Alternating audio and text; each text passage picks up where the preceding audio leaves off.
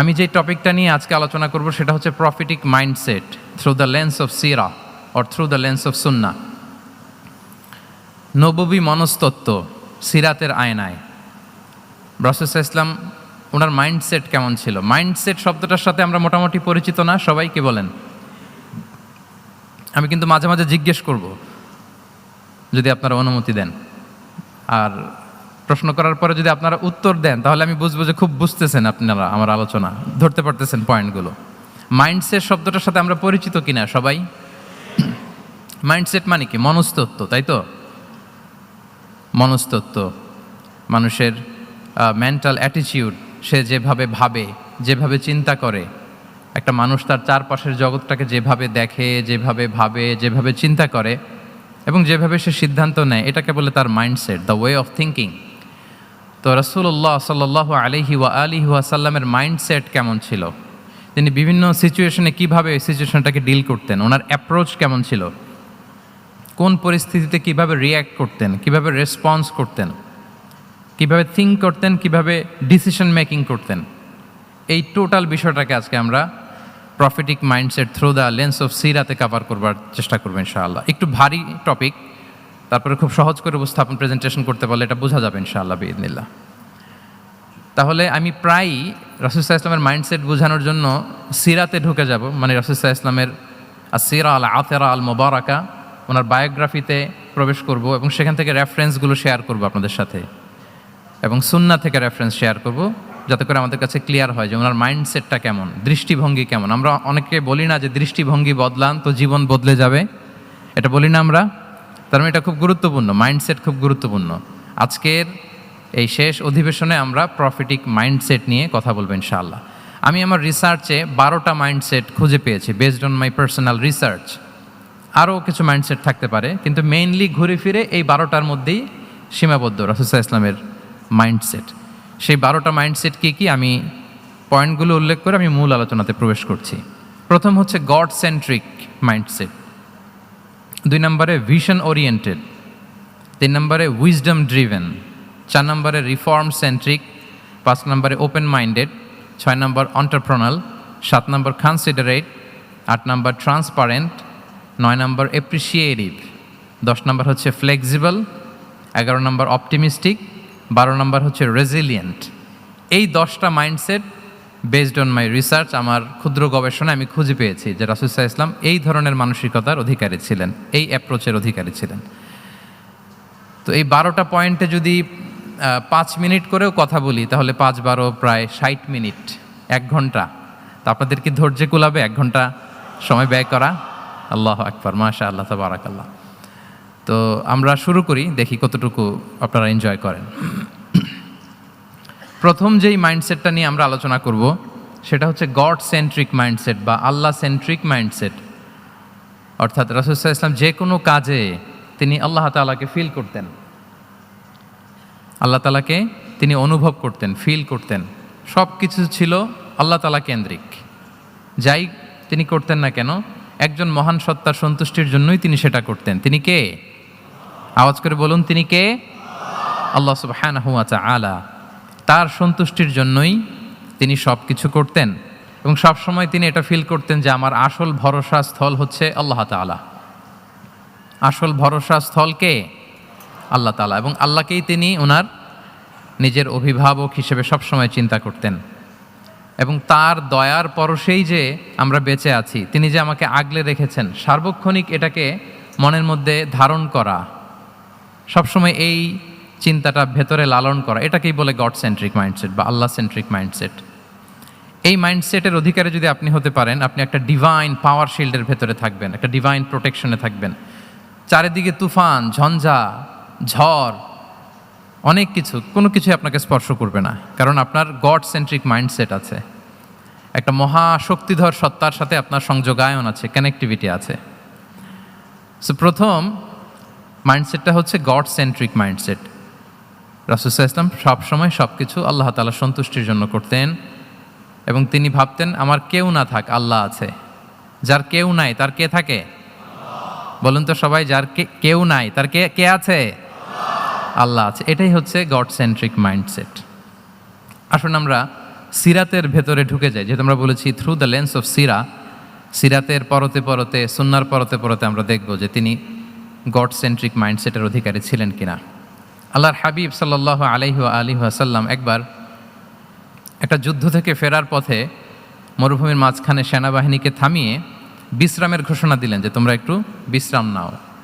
তো উনি একটা গাছের নিচে বিশ্রামের জন্য গেলেন এবং সেখানে গাছের ডালে ওনার তলোয়ারটা ঝুলিয়ে রাখলেন, ঝুলিয়ে বিশ্রাম নিতে লাগলেন, ঘুমিয়ে পড়লেন। হঠাৎ এক বেদুইন এসে রাসূল সাল্লাল্লাহু আলাইহি ওয়াসাল্লামের এই কোষবদ্ধ তলোয়ারটা কোষমুক্ত করে এরকম হাতে নিল। রাসূল সাল্লাল্লাহু আলাইহি ওয়াসাল্লাম ঘুম থেকে জেগে উঠলেন।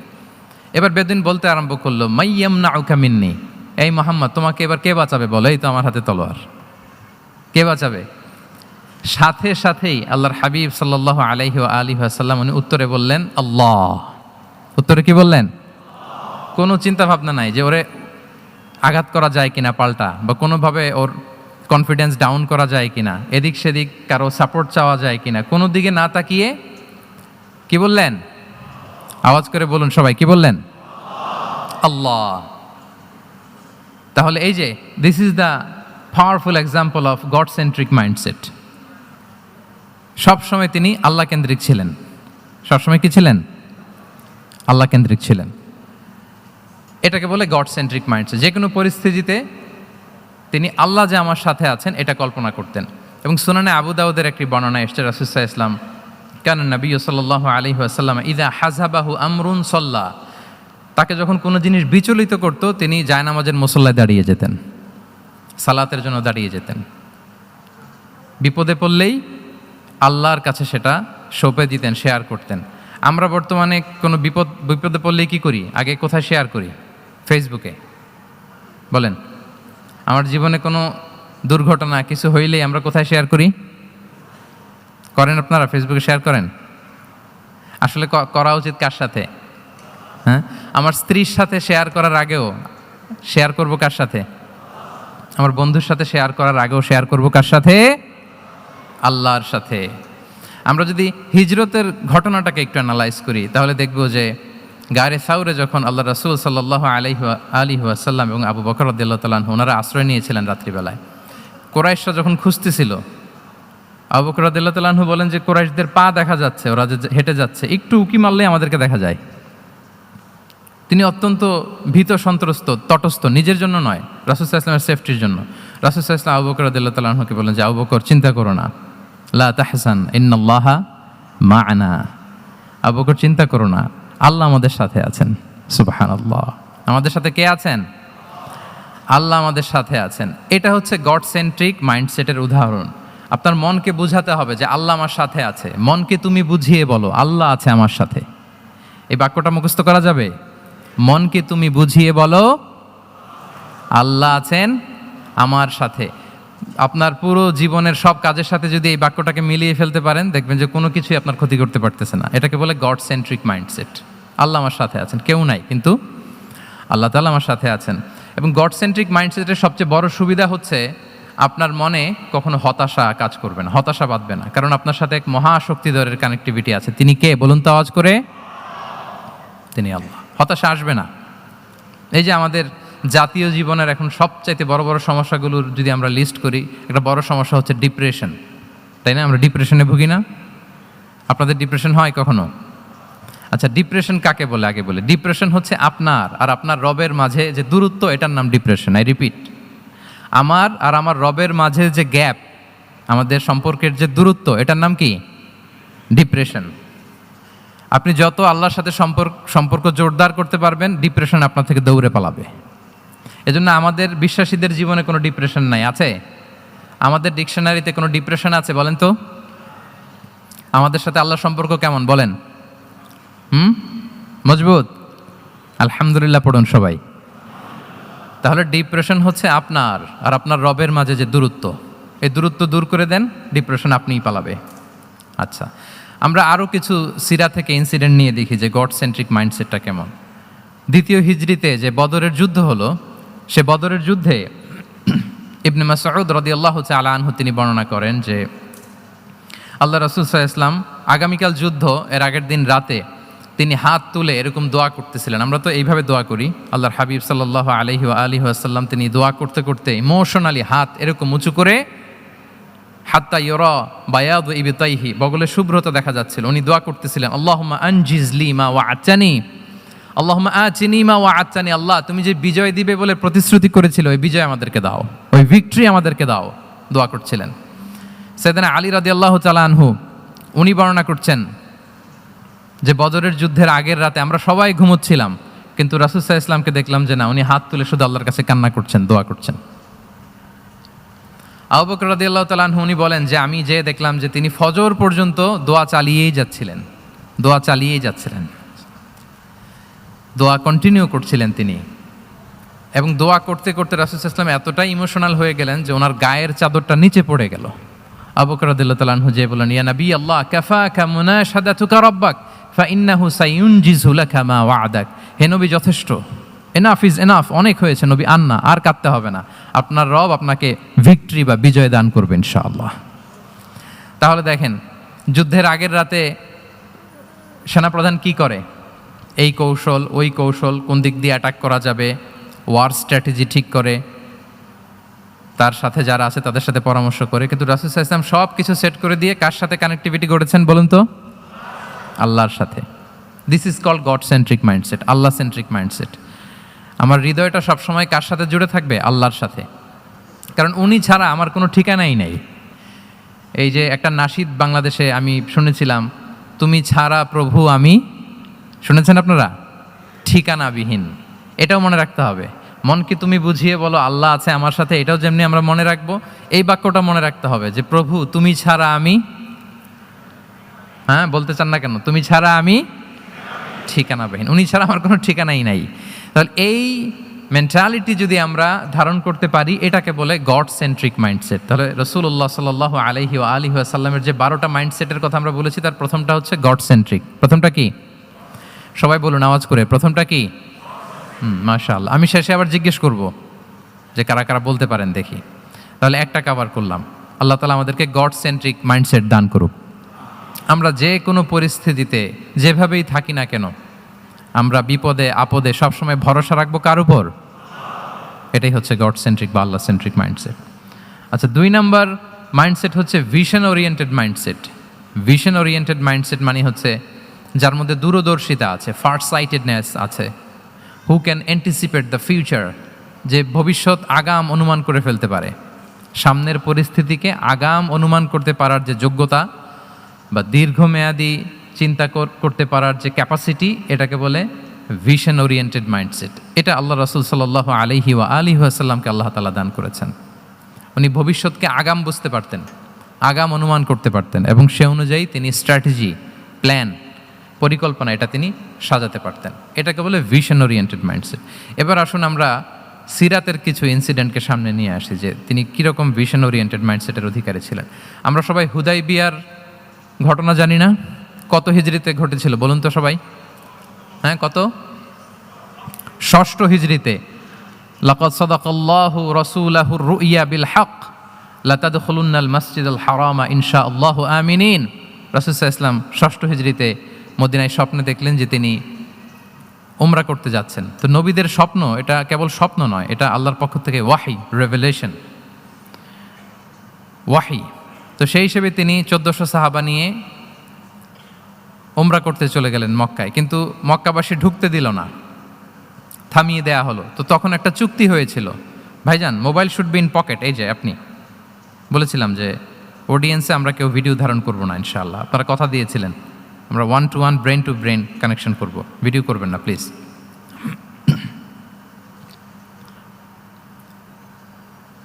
তাহলে উমরা করতে গেলেন 1400 সাহাবী।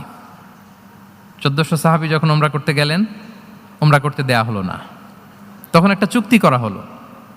ওই চুক্তিতে বলা হলো, রাসূল সাল্লাল্লাহু আলাইহি ওয়াসাল্লাম লিখতে বললেন যে লিখো মিন মুহাম্মদ রাসূলুল্লাহ, আল্লাহর রাসূল মুহাম্মদের পক্ষ থেকে কুরাইশদের সাথে এই চুক্তি। কুরাইশরা আপত্তি করলো যে না, শুধু মুহাম্মদ লেখা যাবে, রাসূলুল্লাহ লেখা যাবে না, কারণ তুমি যে রাসূলুল্লাহ, আল্লাহর রাসূল, এটা যদি আমরা মেনে নেই তাহলে তোমার সাথে আর আমাদের দ্বন্দ্ব কিসের, আমরা তো ভাই ভাই হয়ে গেলাম, রাসূলুল্লাহ কাটো। সাহাবারা কেউ রাজি হয় না, বিশেষ করে ওমরে ফারুক রাদিয়াল্লাহু তাআলা উনি রাজি হয় না, না না এটা কাটা যাবে না। রাসূল সাল্লাল্লাহু আলাইহি ওয়াসাল্লাম অনেক বলে কয়ে বুঝালেন যে না, দীর্ঘমেয়াদী চিন্তা করতে গেলে আমাদের এখন একটা শান্তি চুক্তির দরকার আছে। যাতে করে আমরা আমাদের গ্লোবাল নেভিগেশন সিস্টেম, দাওয়া সিস্টেমকে আরও স্ট্রং করতে পারি। অনেক বলে কয়ে রাসূলুল্লাহ কাটা হলো।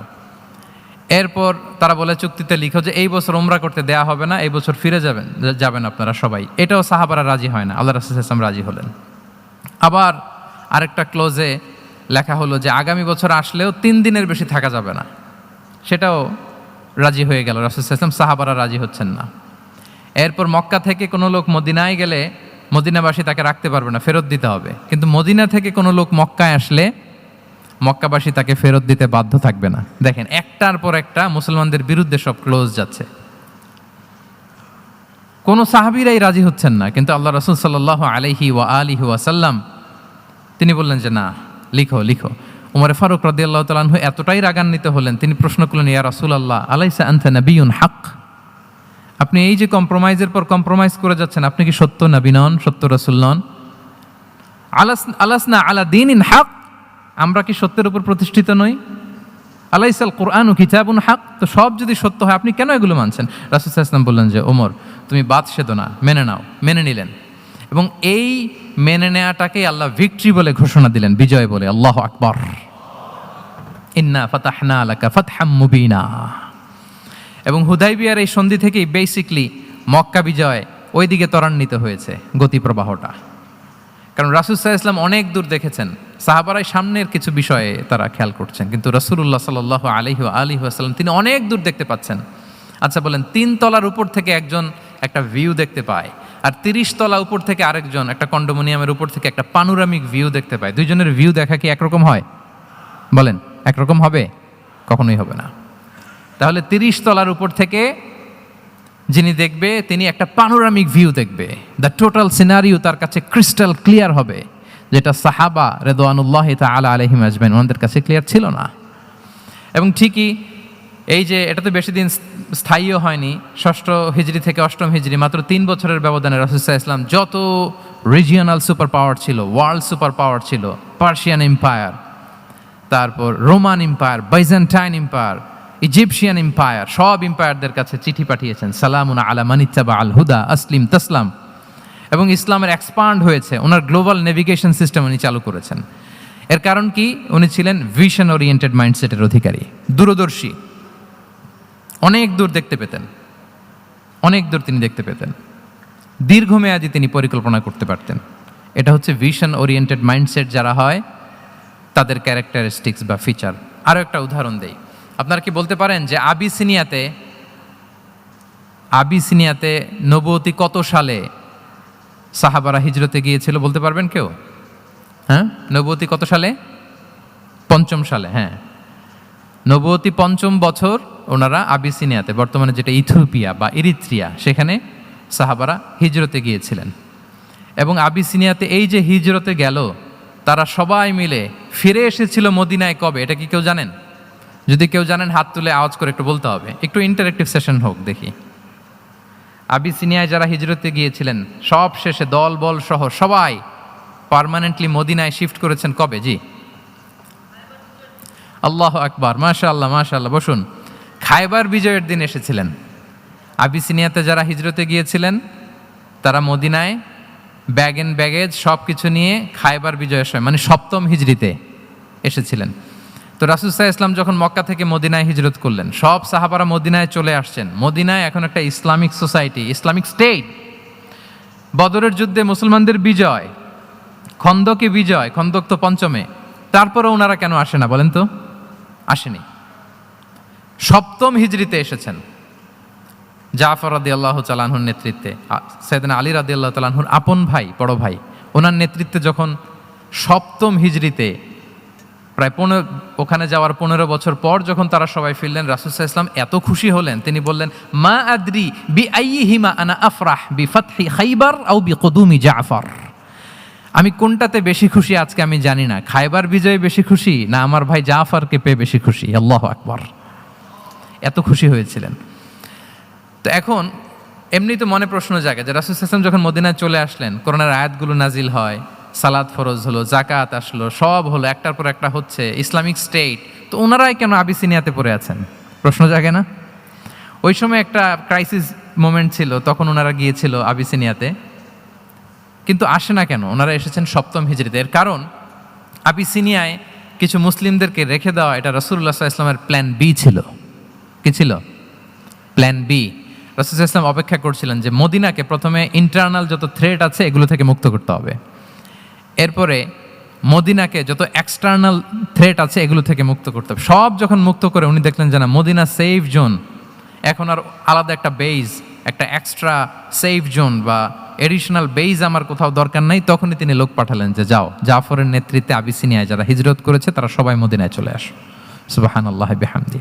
তাহলে একটা প্ল্যানে কাজ করতেন না। আমরা তো এরকম করি, একটাই প্ল্যান। প্ল্যান কয়টা? এটা যদি ওয়ার্ক না করে শেষ, আমও নাই, সালাও নাই। কিন্তু রাসূলুল্লাহ সাল্লাল্লাহু আলাইহি ওয়া সাল্লামের প্ল্যান এ ছিল, প্ল্যান বি ছিল, প্ল্যান সি ছিল। প্ল্যান এ ওয়ার্ক না করলে প্ল্যান বিতে যেতেন, বি ওয়ার্ক না করলে সিতে যেতেন। এইভাবে তিনি কাজ করতেন। তাহলে এটা হচ্ছে বেসিকলি ভিশন ওরিয়েন্টেড মাইন্ডসেটের অধিকারী যারা, তারা এটা করে। যারা ফিউচারকে অ্যান্টিসিপেট করতে পারে, আগাম অনুভব করতে পারে যে কি হতে পারে সামনে। এই যে বাংলাদেশের বিভিন্ন প্ল্যান পরিকল্পনায় আমরা দেখা যায় যে এখান দিয়ে একটা ব্রিজ করে পরে ভাঙতে হয়, রাস্তা একটা তৈরির পরে ভাঙতে হয়, কোথায় এক টানেল হয়ে আছে প্রতি মাসে মাসে এখন লস হয়, তারপর 1 ঘন্টা বৃষ্টি হলে পুরো ঢাকা শহর এটা বন্যা হয়ে যায়। এগুলো হচ্ছে একাধিক প্ল্যান না থাকা, ভিশনারি অ্যাটিটিউডের অধিকারী না হওয়ার কারণে এই ঝামেলাগুলো আমাদের হচ্ছে। তো প্রফেটিক সিরার এই প্রফেটিক মাইন্ডসেট থেকে আমাদের নেয়ার বিষয় হচ্ছে এটা যে আমাদেরকে ভিশনারি অ্যাটিটিউডের হতে হবে। রাসূল সাল্লাল্লাহু আলাইহি ওয়াসাল্লাম ভিশন ওরিয়েন্টেড মেন্টালিটির ছিলেন। আগাম আজ থেকে 50 বছর পরে বাংলাদেশে কি ক্রাইসিস হতে পারে, আজ থেকে ঠিক 100 বছর পরে বাংলাদেশে কি হতে পারে, ওই রোডম্যাপকে সামনে রেখে আমাদেরকে প্ল্যান করতে হবে। এটাকে বলে ভিশন ওরিয়েন্টেড মাইন্ডসেটের অধিকারী হওয়া। তাহলে 12টা মাইন্ডসেটের কয়টা আমরা কভার করলাম বলেন তো? প্রথমটা কি ছিল? গড সেন্ট্রিক বা আল্লাহ সেন্ট্রিক। দ্বিতীয়টা ভিশন ওরিয়েন্টেড মাইন্ডসেট। 3 নাম্বার হচ্ছে উইজডম ড্রিভেন মাইন্ডসেট। উইজডম মানে হচ্ছে প্রজ্ঞা। প্রজ্ঞা কি? জ্ঞান আর কমন সেন্স দুইটা একসাথে হইলে ওইটারে প্রজ্ঞা বলে। When the knowledge and common sense join together, it reflects as wisdom. আপনার জ্ঞান এবং আপনার কমন সেন্স একসাথে হইলে ওইটা উইজডম হয়ে যায়। রাসূল সাল্লাল্লাহু আলাইহি ওয়াসাল্লাম ছিলেন প্রজ্ঞায় সমৃদ্ধ এক মননের অধিকারী। ওনার সব কিছুতেই প্রজ্ঞা ছিল, প্রজ্ঞা ছিল। উইজডম ইন গিভিং অ্যাডভাইস, উপদেশ দেওয়ার সময় ছিল প্রজ্ঞা। Wisdom in policy making, policy মেকিংয়ের সময় সেখানে প্রজ্ঞা ছিল। Wisdom in action strategic plan, কোনো স্ট্র্যাটেজিক প্ল্যানের ক্ষেত্রে প্রজ্ঞা ছিল। রাসূল সাল্লাল্লাহু আলাইহি ওয়াসাল্লাম একই প্রশ্নের উত্তর এক একজনকে এক একভাবে দিতেন। অনেক সাহাবারা জিজ্ঞেস করতেন যে রাসূলুল্লাহ একই প্রশ্ন, একে বললেন এইটা, ওরে বললেন ওইটা, ওরে বললেন আরেকটা, এটা কেন?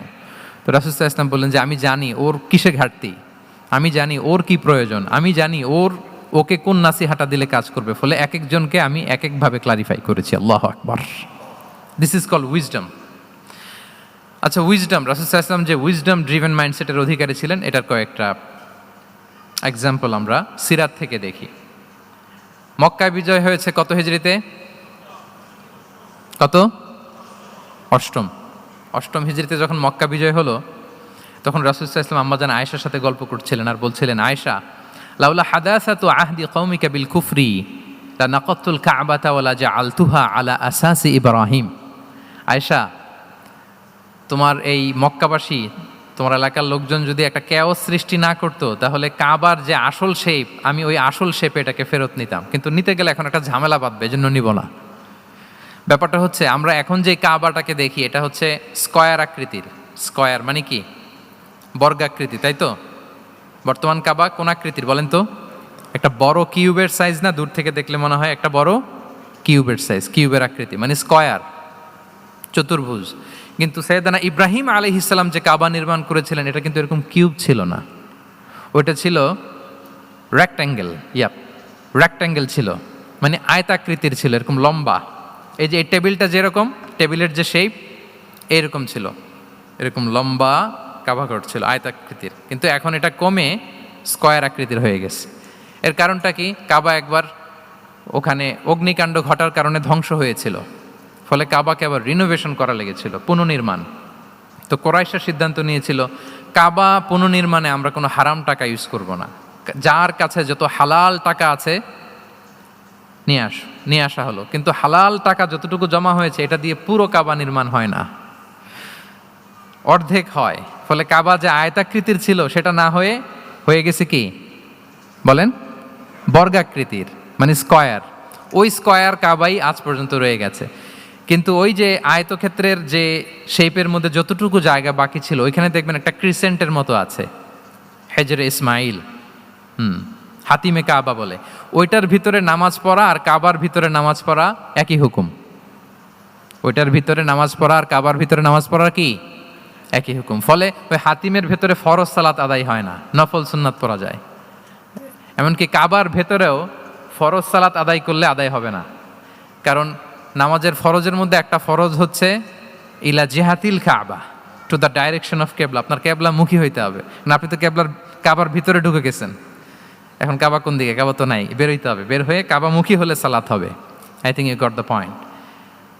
তো তাহলে রাসূল সাল্লাল্লাহু আলাইহি ওয়াসাল্লামের উইজডম বা প্রজ্ঞাটা এখানে দেখেন। আম্মাজান আয়েশা রাদিয়াল্লাহু তাআলা আনহাকে উনি বললেন যে, আয়েশা, মক্কা তো বিজয় হলো, মক্কার কন্ট্রোল তো এখন আমার হাতে, চাইলে আমি কাবাকে ভেঙে সেই ইব্রাহিম আলাইহিস সালামের যে বেইজ ওরকম লম্বা করে শেপ দিতে পারি, কিন্তু দিব না, কেননা দিলে মক্কা একটা ক্যাওস হতে পারে। কি হতে পারে? কারণ তারা একেবারে ভেরি রিসেন্ট মুসলমান হয়েছে, তারা না বুঝেই বলবে যে সেই আদি কাবা, মোহাম্মদ এই কাবার অপমান করেছে, কাবাকে ভুলুণ্ঠিত করেছে, সম্মানকে নষ্ট করেছে, এরকম একটা কোশ্চেন রাইজ করতে পারে। এই জন্য আমি করলাম না। সুবহানাল্লাহ, দিস ইজ কল্ড উইজডম। এটাকে কি বলে? প্রজ্ঞা। এটাকে প্রজ্ঞা বলে।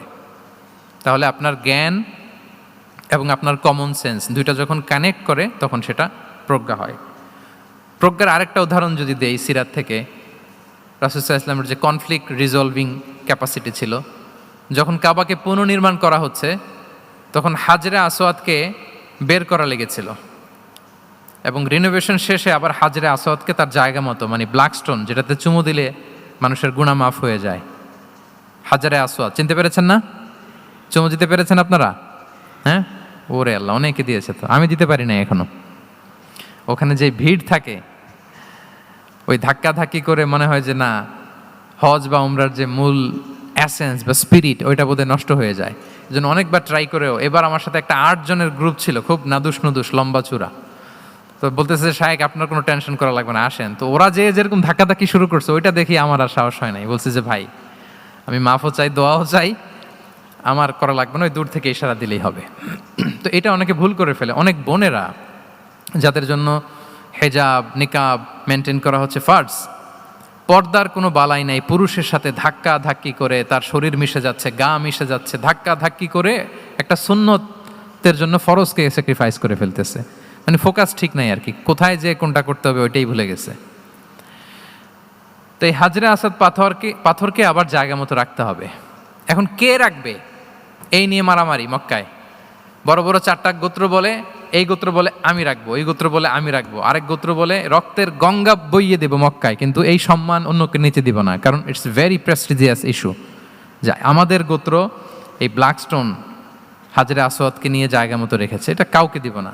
তো সবাই যখন মারমুখী, তখন আল্লাহ রাসূল সাল্লাল্লাহু আলাইহি ওয়া আলিহি ওয়াসাল্লাম তিনি সমাধান দিলেন যে মারামারির দরকার নাই, একটা চাদর নিয়ে আসো। নিয়ে আসা হলো। 4 গোত্রের 4 লিডারকে বললেন চাদরের 4 কোণা ধরো। 4 জন 4 কোণা ধরলো। রাসূল সাল্লাল্লাহু আলাইহি ওয়াসাল্লাম তিনি পাথরটা নিয়ে মাঝখানে রাখলেন। এবার 4 নেতাকে বললো আসো, জাতীয় 4 নেতা চলে আসো, কাবার সামনে চলে আসলো।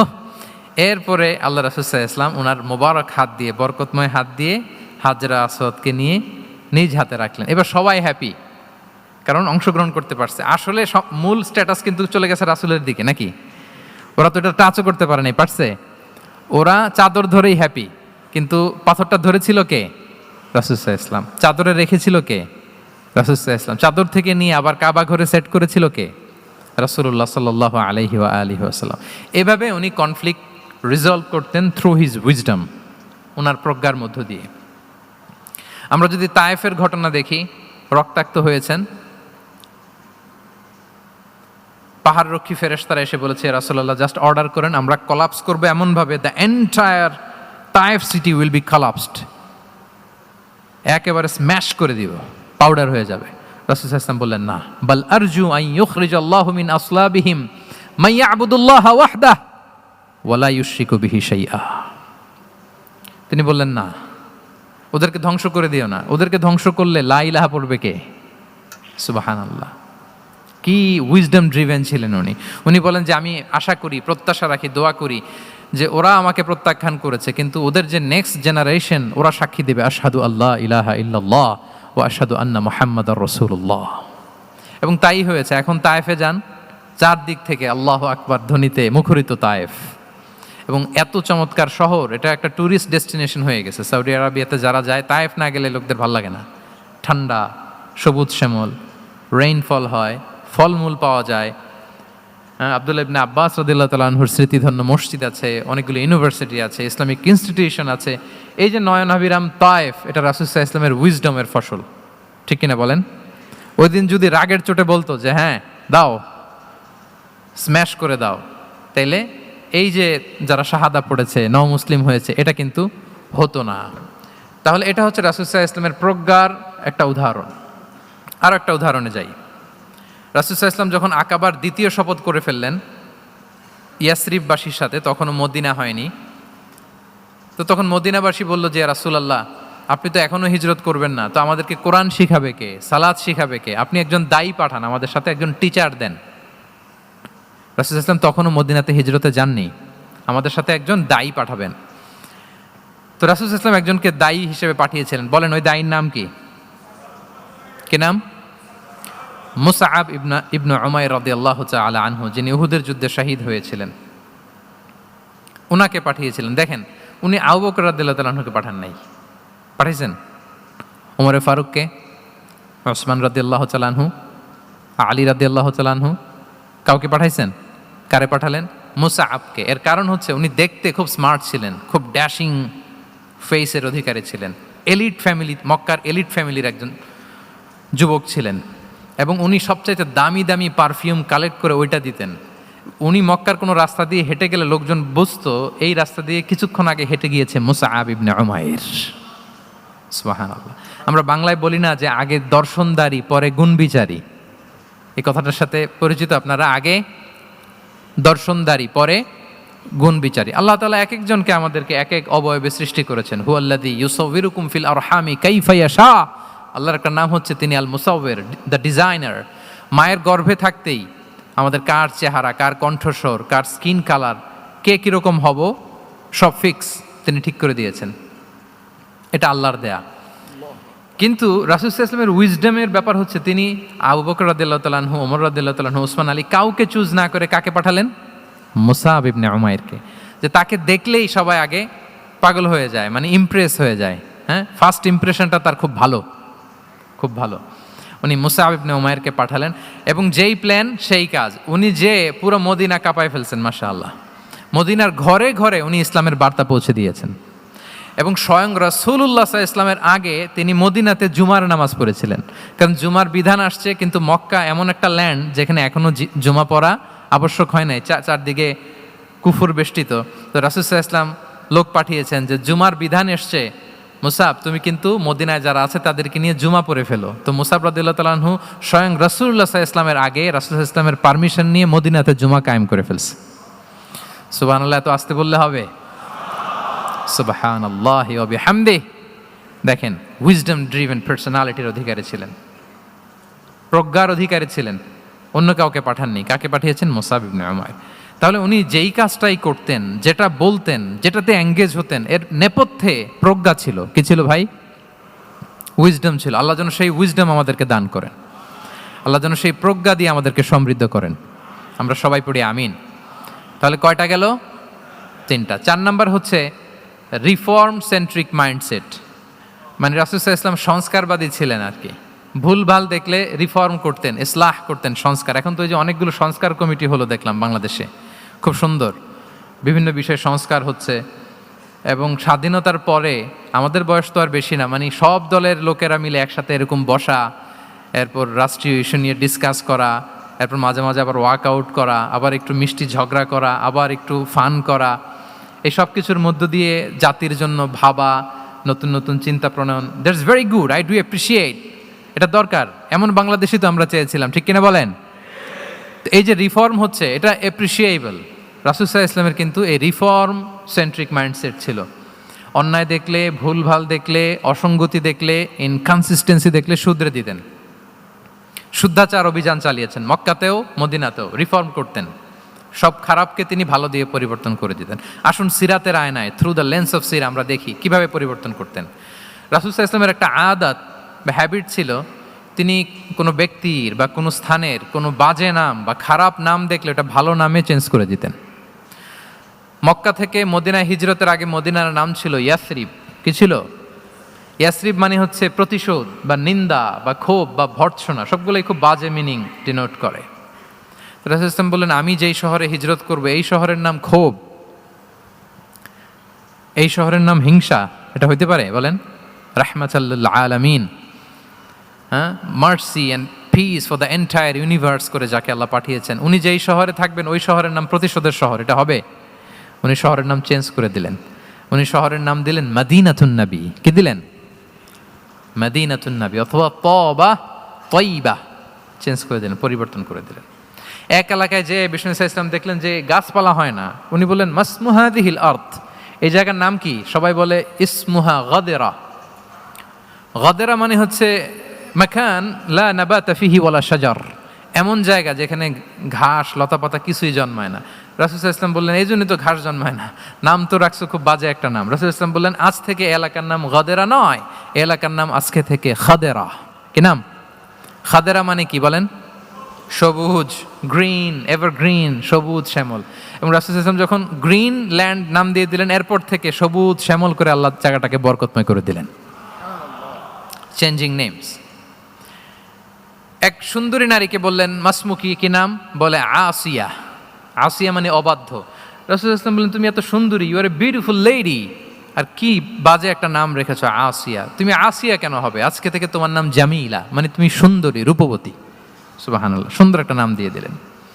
এক সাহাবীর নাম ছিল হাজান। হাজান মানে রাফ এন্ড টাফ, রুক্ষ। রাসূল সাল্লাল্লাহু আলাইহি ওয়াসাল্লাম বললেন না, হাজান না, তোমার নাম আজকে থেকে সাহাল। কি নাম? সাহাল। সাহাল মানে সহজ। উনি বলেন যেদিন থেকে সাহাল রাখছি এর আগ পর্যন্ত নাকি ওনার অসুস্থতা, রোগ বালাই একটার পর একটা লেগেই থাকতো। যেদিন থেকে সাহাল, ওই দিন থেকে উনি বলেন যে আল্লাহ তাআলা নবীর এই নাম চেঞ্জ করে দেওয়ার বারাকায় আমার পুরো জীবনের সব কাজকে আল্লাহ তাআলা সহজ করে দিয়েছেন। তাহলে রিফর্ম সেন্ট্রিক মাইন্ডসেট, আমরাও খারাপ কিছু দেখলে ভালো দিয়ে পরিবর্তন করব। কি বলেন? ইনশাআল্লাহ বলেন সবাই। আচ্ছা, এটা তো নাম চেঞ্জ করে দেয়া। এবার সোশ্যাল রিফর্ম তিনি কি কি করেছেন আমরা একটু দেখি। তিনি যখন যুবক, মক্কায় এক ইয়ামানি লোক ব্যবসা করতে এসে তার প্রোডাক্ট বিক্রি করার পরে, আস ইবনে ওয়াইল নামে এক লোকের কাছে বিক্রি করার পরে যখন দাম চাইতে গেল, আস বলে আরে বেটা আমরা মক্কার সন্তান, আমরা দাম দিব না। তো সে ভাবলো হয়তো আমার সাথে ঠাট্টা করেছে, হজের মৌসুম যাক, বেচাকেনা শেষ করে যাওয়ার পথে দামটা নিয়ে যাব। সে ফেরার দিন আবার গেল যে আমার তো জিনিসের দামটা আপনি দিলেন না। সে বলে আমরা এই ভূখণ্ডের মালিক, আমরা দাম দেই না, এটা তো বড় জুলুম। সে কান্নাকাটি শুরু করলো।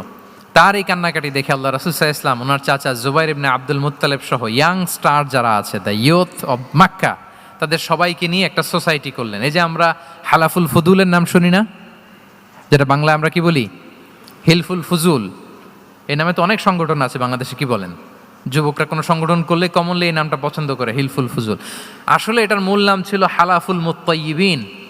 তিব মানে হচ্ছে রং। রাসূল সাল্লাল্লাহু আলাইহি ওয়াসাল্লাম সবাই মিলে, তখন জাহিলি যুগে একটা কালচার ছিল, বালতি ভর্তি রঙের ভেতরে হাত ঢুকিয়ে দিত, দিয়ে এই রং সমেত হাতটা তারা পাথরের মধ্যে লাগাতো, সবার হাত ওইখানে দিত, মানে আমরা হাতে হাত রেখে কমিটেড, আমরা ঐক্যবদ্ধ হলাম। সেখান থেকে হয়েছে হালাফুল মুত্তাইয়িবিন, থেকে হালাফুল ফুদুল। ওনারা বলল যে না, আমরা সবাই থাকবো মা আল মাজলুমি দিদ্দা জালেম, আমরা মজলুমের পক্ষে থাকবো, জালেমের বিপক্ষে থাকবো। এবং যেই প্রতিজ্ঞা ওই কাজ। সবাই মিলে আস ইবনে ওয়াইলকে ধরলো, তার কাছ থেকে টাকা আদায় করে ওই ইয়ামানি ব্যবসায়ীর কাছে পৌঁছে দিয়ে তিনি মাজলুমকে সহায়তা করেছেন। সুবহানাল্লাহ। এবং এই টেন্ডেন্সি, এই জুলুম, চাঁদাবাজি যেগুলো ছিল মক্কার জমিনে, রাসূল সাল্লাল্লাহু আলাইহি ওয়াসাল্লাম এই সোশ্যাল রিফর্মের মাধ্যমে এটাকে সংস্কার করেছেন। তাহলে এই যে রিফর্ম সেন্ট্রিক আমাদের হইতে হবে। আমাদের সমাজেও এখন চাঁদাবাজি আছে না নাই বলেন? খুন খারাপি আছে না নাই? সামাজিক অনাচার। তাহলে ঐক্যবদ্ধ হইতে হবে আমাদেরকে রিফর্মের জন্য। যুবক যারা আমরা আছি, যাদেরকে আল্লাহ আমাদের বলার সুযোগ দিয়েছে, লেখার সুযোগ দিয়েছে, ফিল্ডে কাজের সুযোগ দিয়েছে, আমরা সবসময় মজলুমের পক্ষে থাকবো, আমরা সবসময় জালেমের বিপক্ষে থাকবো, আমাদের নীরবতা আর আমাদের নিশ্চুপ থাকাই জালিমদেরকে আরো বড় বড় জালিম বানিয়েছে। এজন্য নাহনু মাআল মাজলুম দিদ্দাল যালিম, এটা হচ্ছে আমাদের স্লোগান। আমরা কাদের সাথে? মজলুমের সাথে। আওয়াজ করে বলেন, কার সাথে? ইত্তাকু দাওয়াতাল মাজলুম। রাসূলুল্লাহ সাল্লাল্লাহু আলাইহি ওয়াসাল্লাম বলেন, তোমরা মাজলুমের কান্নাকে ভয় করো, কেননা মাজলুমের কান্না আর আল্লাহর মাঝে কোনো ফারাক থাকে না, কোনো পর্দা থাকে না, বদদোয়া করলেই কবুল হয়ে যায়। তাহলে এভাবে রাসূলুল্লাহ সাল্লাল্লাহু আলাইহি ওয়া আলিহি ওয়াসাল্লাম তিনি সোশ্যাল রিফর্ম করেছেন।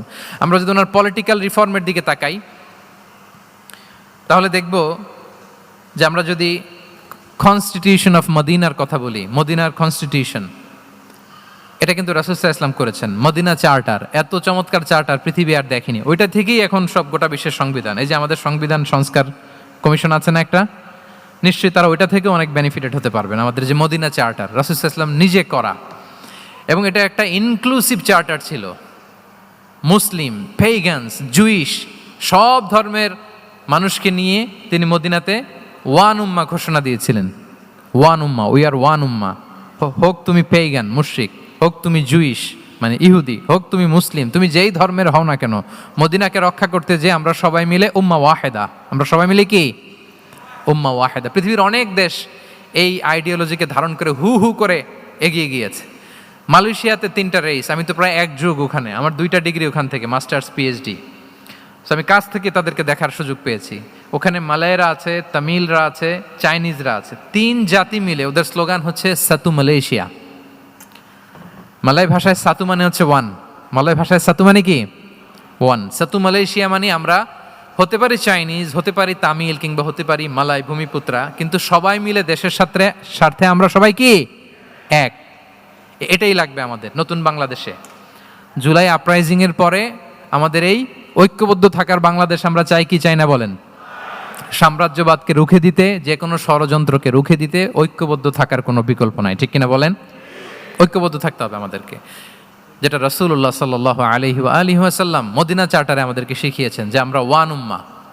তাহলে খারাপ নাম দেখলে চেঞ্জ করতেন, সমাজে খারাপ কিছু দেখলে সংঘবদ্ধ হয়ে তার বিরুদ্ধে দাঁড়াতেন। পলিটিক্যাল রিফর্ম করেছেন ওয়ান উম্মাহ গঠনের মধ্য দিয়ে। ফিনান্সিয়াল রিফর্ম যদি বলি, শুধু financial reforms by Prophet Muhammad peace be upon him, এটা নিয়ে লম্বা কথা বলা যেতে পারে। শুধু একটা উদাহরণ দিয়ে শেষ করি। বিদায় হজের ভাষণে উনি সুদকে চিরতরে কবরস্থ করেছেন, সুদকে চিরতরে কবরস্থ করেছেন, এবং এটা অন্যের জন্য না, নিজের ঘর দিয়ে শুরু করেছেন। উনি বলেছেন যে এই হানাহানি রক্তপাত এটা বন্ধ, আমার গোত্রের একটা এরকম রক্তের দাবি আছে, এটা আমি শেষ ঘোষণা করলাম।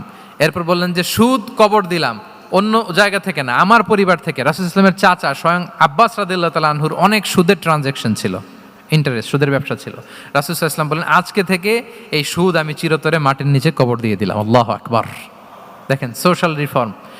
তাহলে পরিবর্তন করতে হলে আগে নিজের ঘর থেকে, আগে কোত্থেকে? নাকি ওই ফ্যামিলি থেকে? হ্যাঁ, আমাদের মধ্যে যেটা হয়, আমরা ওয়াজ নসিহত বা ভালো কথা শুনলেই এটাকে ধরে নিই যে এটা ওর জন্য, ওর জন্য, মানে প্রত্যেকটা ওয়াজই যে আমার জন্য হইতে পারে, প্রত্যেকটা নসিহাতের যে প্রাইম অডিয়েন্স আমি হইতে পারি, এইটা আমাদের মাথায় কেন যেন আসে না। আমরা কোনো ভালো নসিহত শুনলে আমরা ভাবি এটা আসলে সমাজে দরকার, ওর দরকার, আমার ভাইয়ের দরকার, কিন্তু এটা যে আমার দরকার, প্রতিটা নাসিহাতের প্রথম অডিয়েন্স হওয়া দরকার কে? আমি নিজে। তাহলে পরিবর্তন শুরু করতে হবে নিজ থেকে। ওর এই সমস্যা, ওর এই সমস্যা, ওর এটা, আরে মিয়া তোমার কি সমস্যা ওইটা বলো। শুধু ওর ওর না দেখে নিজেরটাও দেখতে হবে। দেখেন অন্যের দিকে 1 আঙ্গুল দেখালে নিজের দিকে কয় আঙ্গুল যায় বলেন তো? এই যে নিজের দিকে কিন্তু 3টা। আমি যদি এরকম করি তা আমার দিকে আসে 3টা। এজন্য নিজ থেকে, নিজের ফ্যামিলি থেকে আমরা সংস্কার শুরু করব, কি বলেন? ওমরে ফারুক রাদিয়াল্লাহু তাআলা আনহু যখন ফ্যামিলি মিটিংয়ে বসতেন, উনি ওনার সন্তানদেরকে বলতেন, শোনো, তোমরা খলিফাতুল মুসলিমিন, আমিরুল মুমিনিনের সন্তান, তোমাদের কোনো বাজে কাজ যদি সমাজে আসে, তোমাদের কোনো অন্যায় যদি আমার কানে আসে, অন্যের জন্য যা শাস্তি তোমাদের জন্য হবে ডবল শাস্তি। ওমরে ফারুক সন্তানদেরকে বলতেন, তোমরা যদি কোনো ভুল করো, একটা যদি হদ কায়েম করা লাগে এমন অন্যায় যদি করো, একটা হচ্ছে আল্লাহর দেয়া হদ, আর একটা হবে আমি উমরের দেয়া হদ। কারণ আমার মতো খলিফাতুল মুসলিমিনের সন্তান হয়ে এই পাপ তুমি কেন করলে? দেখেন অন্যের বাচ্চা কি করছে, অন্যের, আমাদের তো ওই মেয়েটার সমস্যা, ওনার ছেলের সমস্যা, এগুলো আমার ছেলের যে কি অবস্থা, আমার পরিবারের যে কি হালাত, আমার স্ত্রীর যে কি দশা, ওইটা নিয়ে আমরা ভ্রুক্ষেপ করি না বা চিন্তা করি না। তাহলে সম্মানিত সুধীমণ্ডলী, আমরা পরিবর্তন শুরু করবো কোত্থেকে? অন্যের বাড়িঘর থেকে নাকি? হ্যাঁ, কোত্থেকে? নিজ থেকে। আল্লাহ তাআলা আমাদেরকে তৌফিক দান করুক। তাহলে কয়টা গেল? 4টা। এখন আপনারা তো ক্লান্ত হয়ে গেছেন মনে হচ্ছে, সময়ও অনেক হয়ে গেছে। আরো কয়েকটা পয়েন্ট বলা যাবে নাকি? হ্যাঁ, মোট কয়টা ছিল পয়েন্ট? সবগুলো শুনবেন? আচ্ছা, 5 নম্বরে হচ্ছে ওপেন মাইন্ডেড। আমার প্রিয় নবী বলেন ওপেন মাইন্ডেড ছিলেন না ন্যারো মাইন্ডেড? সবাই বলবেন, গ্যালারির সবাই আওয়াজ করে, তিনি ওপেন মাইন্ডেড না ন্যারো মাইন্ডেড ছিলেন? রাসূলুল্লাহ সাল্লাল্লাহু আলাইহি ওয়া আলিহি ওয়াসাল্লাম ওপেন মাইন্ডেড ছিলেন। যে কেউ ওনাকে অ্যাপ্রোচ করতেন পারতেন easily, he was very approachable. ছোট বড় আবাল বৃদ্ধ বনিতা ওনার সাথে কথা বলতে স্বাচ্ছন্দ্য বোধ করতো, ভয় পেত না। এজন্য সিরাতের পরতে পরতে দেখবেন এক শিশু এসে প্রশ্ন করে, নারী এসে প্রশ্ন করে, বৃদ্ধ এসে প্রশ্ন করে, বন্ধু এসে প্রশ্ন করে, শত্রু এসে কনভারসেশন করে, সবাই এসে ওনার সাথে কথা বলতে পারতো। সুবহানাল্লাহ। এবং এগুলো উনি অ্যাকোমোডেট করতে পারতেন। কি করতে পারতেন? অ্যাকোমোডেট করতেন। ছোট্ট একটা উদাহরণ দেই, আসির আল হালাবিয়া থেকে নেয়া একটা বিখ্যাত সিরাতের গ্রন্থ। বদরের যুদ্ধে রাসূল সাল্লাল্লাহু আলাইহি ওয়াসাল্লাম বদরের মাঠে সেনা ক্যাম্প স্থাপন করলেন। কি ক্যাম্প? সেনা ক্যাম্প স্থাপন করলেন। আল হুবাব ইবনুল মুনজির রাদিয়াল্লাহু তাআলা আনহু এক সাহাবী, উনি বললেন, ইয়া রাসূলুল্লাহ, এই যে সেনা শিবির যে এখানে স্থাপন করলেন, এটা কি আপনার নিজের ইচ্ছায় না আল্লাহর আদেশে? দেখেন, সেনাপতিরে কোনো সাধারণ সৈনিক এই প্রশ্ন করতে পারে? করলে চাকরি থাকবে? কিন্তু রাসূল সাল্লাল্লাহু আলাইহি ওয়াসাল্লামের কাছে সাহস নিয়ে আল হুবাব ইবনুল মুনজির বলে, ইয়া রাসূলুল্লাহ, এই যে সেনা শিবির স্থাপন করলেন, এটা কি আপনার ইচ্ছায় নাকি এটা ওয়াহি? রাসূল সাল্লাল্লাহু আলাইহি ওয়াসাল্লাম বললেন, না, এটা ওয়াহি না, এটা ওয়াহি না, বাল হুয়া রায়ু ওয়াল হারবু ওয়াল মাকিদা, না, এটা যুদ্ধের কৌশল হিসেবে আমি করেছি। আল হুবাব ইবনুল মুনজির বললেন, ইয়া রাসূলুল্লাহ, তাহলে সঠিক জায়গায় সেনা ক্যাম্প স্থাপন হয় নাই। রাসূলের দিকে তাকিয়ে বলতেছেন যে আপনি যেখানে করছেন ওখানে ঠিক হয় না ইয়া রাসূলুল্লাহ, আপনি অভয় দিলে আমি বলতে পারি কোথায় ঠিক হবে। রাসূল সাল্লাল্লাহু আলাইহি ওয়াসাল্লাম বললেন, তাই? আমি যেটা করছি এটা ঠিক হয় নাই, তাহলে কোনটা ঠিক বলো? উনি বললেন, ওই যে বদরে একটা কুয়া আছে যেখানে পানির ব্যবস্থা আছে, ওইটার সামনে ব্যারিকেড দিয়ে আমাদের শিবির করতে হবে। তাহলে আমরা বদরের কুয়া থেকে পানি খাইতে পারবো, সারাদিন পানি খাবো, আর কাফিররা যুদ্ধে তো মারা যাবে, পানির অভাবে মারা যাবে। সুবহানাল্লাহ পড়বেন না? রাসূল সাল্লাল্লাহু আলাইহি ওয়াসাল্লাম বললেন, আরে তাই তো, তুমি তো ঠিকই বলেছো, এভাবে তো আমি ভেবে দেখিনি। আবার তিনি অ্যানাউন্স করে দিলেন যে সেনা শিবির এখানে যেই তাঁবু টাঙানো হয়েছে এখান থেকে মুভ করে আল হুবাব যেখানে ইন্ডিকেট করেছে ঠিক ওই জায়গায় যে শিবির স্থাপন করো। তাহলে আওয়াজ করে বলুন, ওপেন মাইন্ডেড না ন্যারো মাইন্ডেড? আমরা অনেক সময় আমাদের অধীনস্থদের কথা শুনতে চাই না। অনেক সময় অধীনস্থদের মাথা থেকেও দারুণ দারুণ দুর্দান্ত আইডিয়া চলে আসতে পারে। ইগনোর করবেন না সব সময়, আপনি দেখবেন যে তার কাছ থেকে ভালো আইডিয়া এসছে কিনা। তাহলে রাসূল সাল্লাল্লাহু আলাইহি ওয়াসাল্লাম এটাকে ইগনোর না করে অ্যাকোমোডেট করলেন। সুবহানাল্লাহ। খন্দক যুদ্ধের কথা যদি দেখি, পরীক্ষা খননের অ্যাডভাইস কে দিয়েছিল? মক্কার কোনো লোক? মদিনার? কে দিয়েছিল? সালমান আল ফারিসি। বাড়ি কোথায়? ইরান, পারস্য। হি ওয়াজ পার্সিয়ান বেসিকলি। তাহলে দেখেন, সেই পারস্য থেকে এসে বললেন যে এখানে পরীক্ষা খনন করলে ভালো হয়। 5.5 কিলোমিটার পরীক্ষা খনন করে ফেললেন। 4.5 মিটার প্রশস্ত, 3.5 মিটার হচ্ছে এটার ডেপথ। পুরো মদিনার সবাই মিলে এটা করে ফেললেন। তার মানে আমি সব বুঝি, আমি সব জানি, এই মেন্টালিটি থেকে আমাদের বেড়ে আসতে হবে। এটা হচ্ছে একটা ন্যারো মাইন্ডেড পার্সোনালিটির অধিকারী, যে আমি যেটা বলছি ওইটা, এটার পরে কোনো কথা নেই, এটা ভুল। বরং আমার টিমের মধ্যে থেকে যদি কোনো ভালো অপিনিয়ন আসে সেটা আমি রিভাইজ করব। কি বলেন, পারা যাবে না? তাহলে ওপেন মাইন্ডেড পার্সোনালিটি ছিলেন রাসূলুল্লাহ সাল্লাল্লাহু আলাইহি ওয়াসাল্লাম। 6 নম্বরে চলে যাই। 6 নম্বর মাইন্ডসেট হচ্ছে এন্টারপ্রেনাল মাইন্ডসেট। এন্টারপ্রেনাল, এখন তো এটা আপনারা সবাই খুব বেশি শোনেন, এন্টারপ্রেনারশিপ, এন্টারপ্রেনাল। এন্টারপ্রেনাল মাইন্ডসেট আসলে অনেক কিছুর সমন্বয় হয়। 1 নম্বর, যার প্রোঅ্যাক্টিভ অ্যাটিটিউড যাদের থাকে, solution focused, not problem focused. Problem সৃষ্টি হইলে ওইদিকে ফোকাস না করে কিভাবে সলিউশন করা যায় ওইদিকে ফোকাস করতেন। এরপর যে হিউম্যান রিসোর্সের ভালো ম্যানেজ করতে পারে, রিসোর্স কম কিন্তু to take the best out of this resource, অনেকে দেখবেন যে ছোট্ট জিনিসকে অর্গানাইজ করে এত সুন্দর প্রেজেন্টেশন করে, আবার অনেকের অনেক আছে কিন্তু সেটাকে প্রেজেন্ট করতে পারে না, এরকম আছে না নাই? রাসূল সাল্লাল্লাহু আলাইহি ওয়াসাল্লাম অল্প রিসোর্স দিয়ে অনেক বড় কিছু অ্যারেঞ্জ করতে পারতেন, সুবহানাল্লাহ। এবং he was a very good talent hunter. রাসূল সাল্লাল্লাহু আলাইহি ওয়াসাল্লাম একজন চৌকস ট্যালেন্ট হান্টার ছিলেন। He was a very good observer. সাহাবীদের কার কি ট্যালেন্ট এটা তিনি নোট করতেন। যার যে দক্ষতা তাকে তার ওই দক্ষতা দিয়ে ইসলামের সেবা করতে উৎসাহ দিতেন। যখনই কোনো প্রতিভাবান সাহাবীকে তিনি দেখেছেন, তিনি ইসলামের জন্য সেই প্রতিভাকে কাজে লাগানোর চেষ্টা করেছেন। একজনকে দিয়ে সবটা করেননি। আমাদের সমাজে এই একটা ভুল ধারণা আছে, আমরা অনেকে একজনের কাছ থেকে সব কামনা করি। একজন সব করতে পারে না, পারে? যারা পারেও কোনোটাই ভালোভাবে পারে না, সব পারে একটু একটু পারে।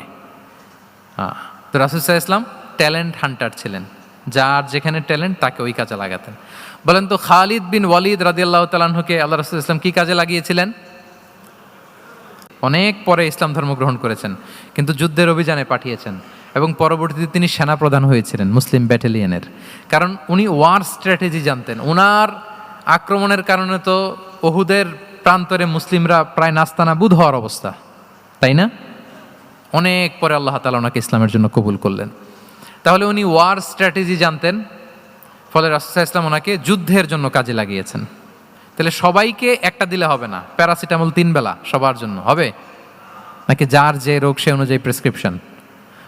হ্যাঁ, খালিদ বিন ওয়ালিদ রাদিয়াল্লাহু তাআলা আনহু তিনি সমরবিদ ছিলেন, রণকৌশলী।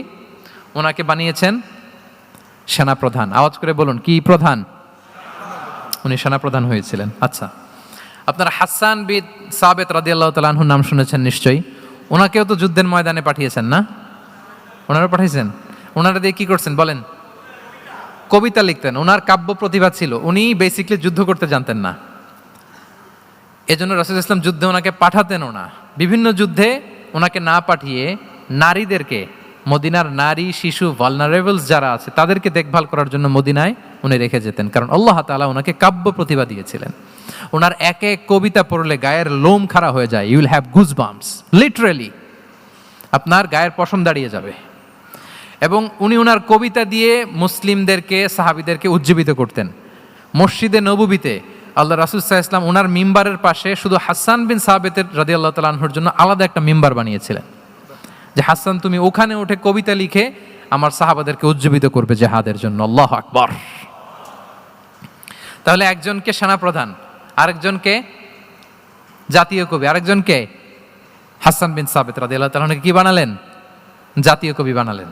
আচ্ছা, হুযাইফা ইবনুল ইয়ামান রাদিয়াল্লাহু তাআলা আনহু, ওনার ছিল ডিটেকটিভ মাইন্ড, এজন্য ওনাকে রাসূল সাল্লাল্লাহু আলাইহি ওয়াসাল্লাম মদিনার গোয়েন্দা বিভাগের প্রধান বানিয়েছেন, হেড অফ ডিটেকটিভ ডিভিশন।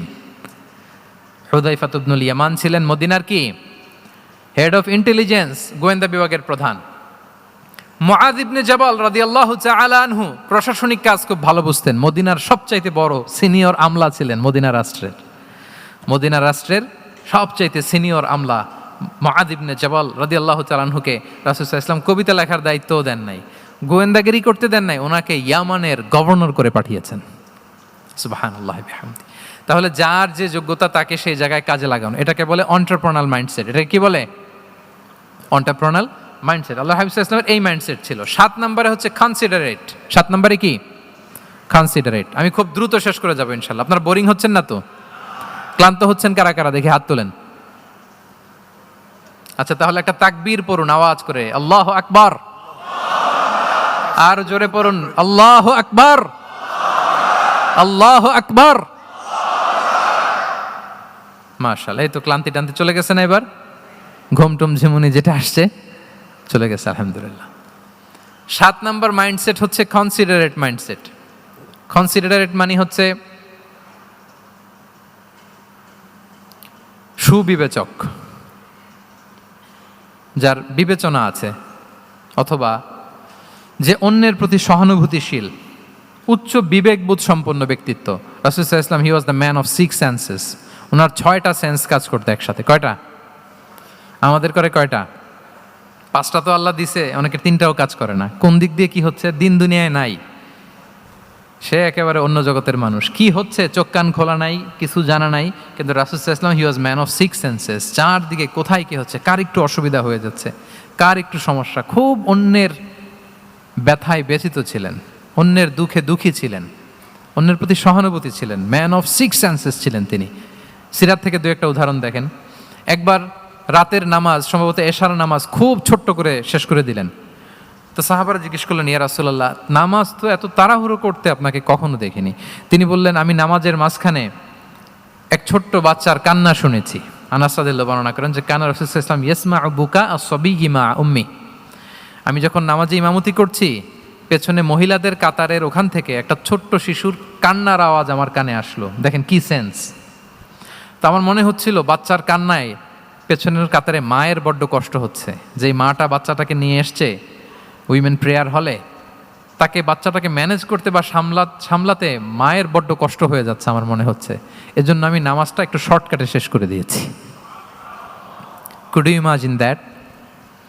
কি নবী আমরা পেয়েছি, কিরকম কনসিডারেট ছিলেন, কতটা সুবিবেচক ছিলেন, অন্যের প্রতি কতটা সহানুভূতিশীল ছিলেন তিনি, অন্যের যাতে কোনো সমস্যা না হয় এটা খেয়াল করতেন।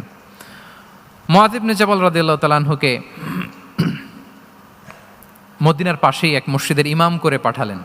উনি ইমামতির দায়িত্ব পেয়ে একবার মাগরিবের নামাজে সূরা বাকারা তেলাওয়াত শুরু করলেন। কোরআনের সবচাইতে ছোট সূরা, তাই না? সূরাতুল বাকারা, হ্যাঁ, সবচেয়ে ছোট সূরা। হ্যাঁ, তো ওনার হয়তো তেলাওয়াত করতে করতে একটা ইমোশন চলে আসছে। উনি তো সুরের ঝংকার দিয়ে তেলাওয়াত করতেছেন। এখন পেছনে যারা মুসল্লি ছিল এরা ছিল সব কৃষিজীবী সাহাবী। এরা কি ছিল? সারা দিন ওট দিয়ে, খেজুর গাছে পানি দিয়ে যান যায় কোনো রকম ফরজ পেরে যায় ঘুমাইতে হবে। এই সাহাবীরা যখন পিছনে দাঁড়াইছে আর উনি ধরছে কোন সূরা?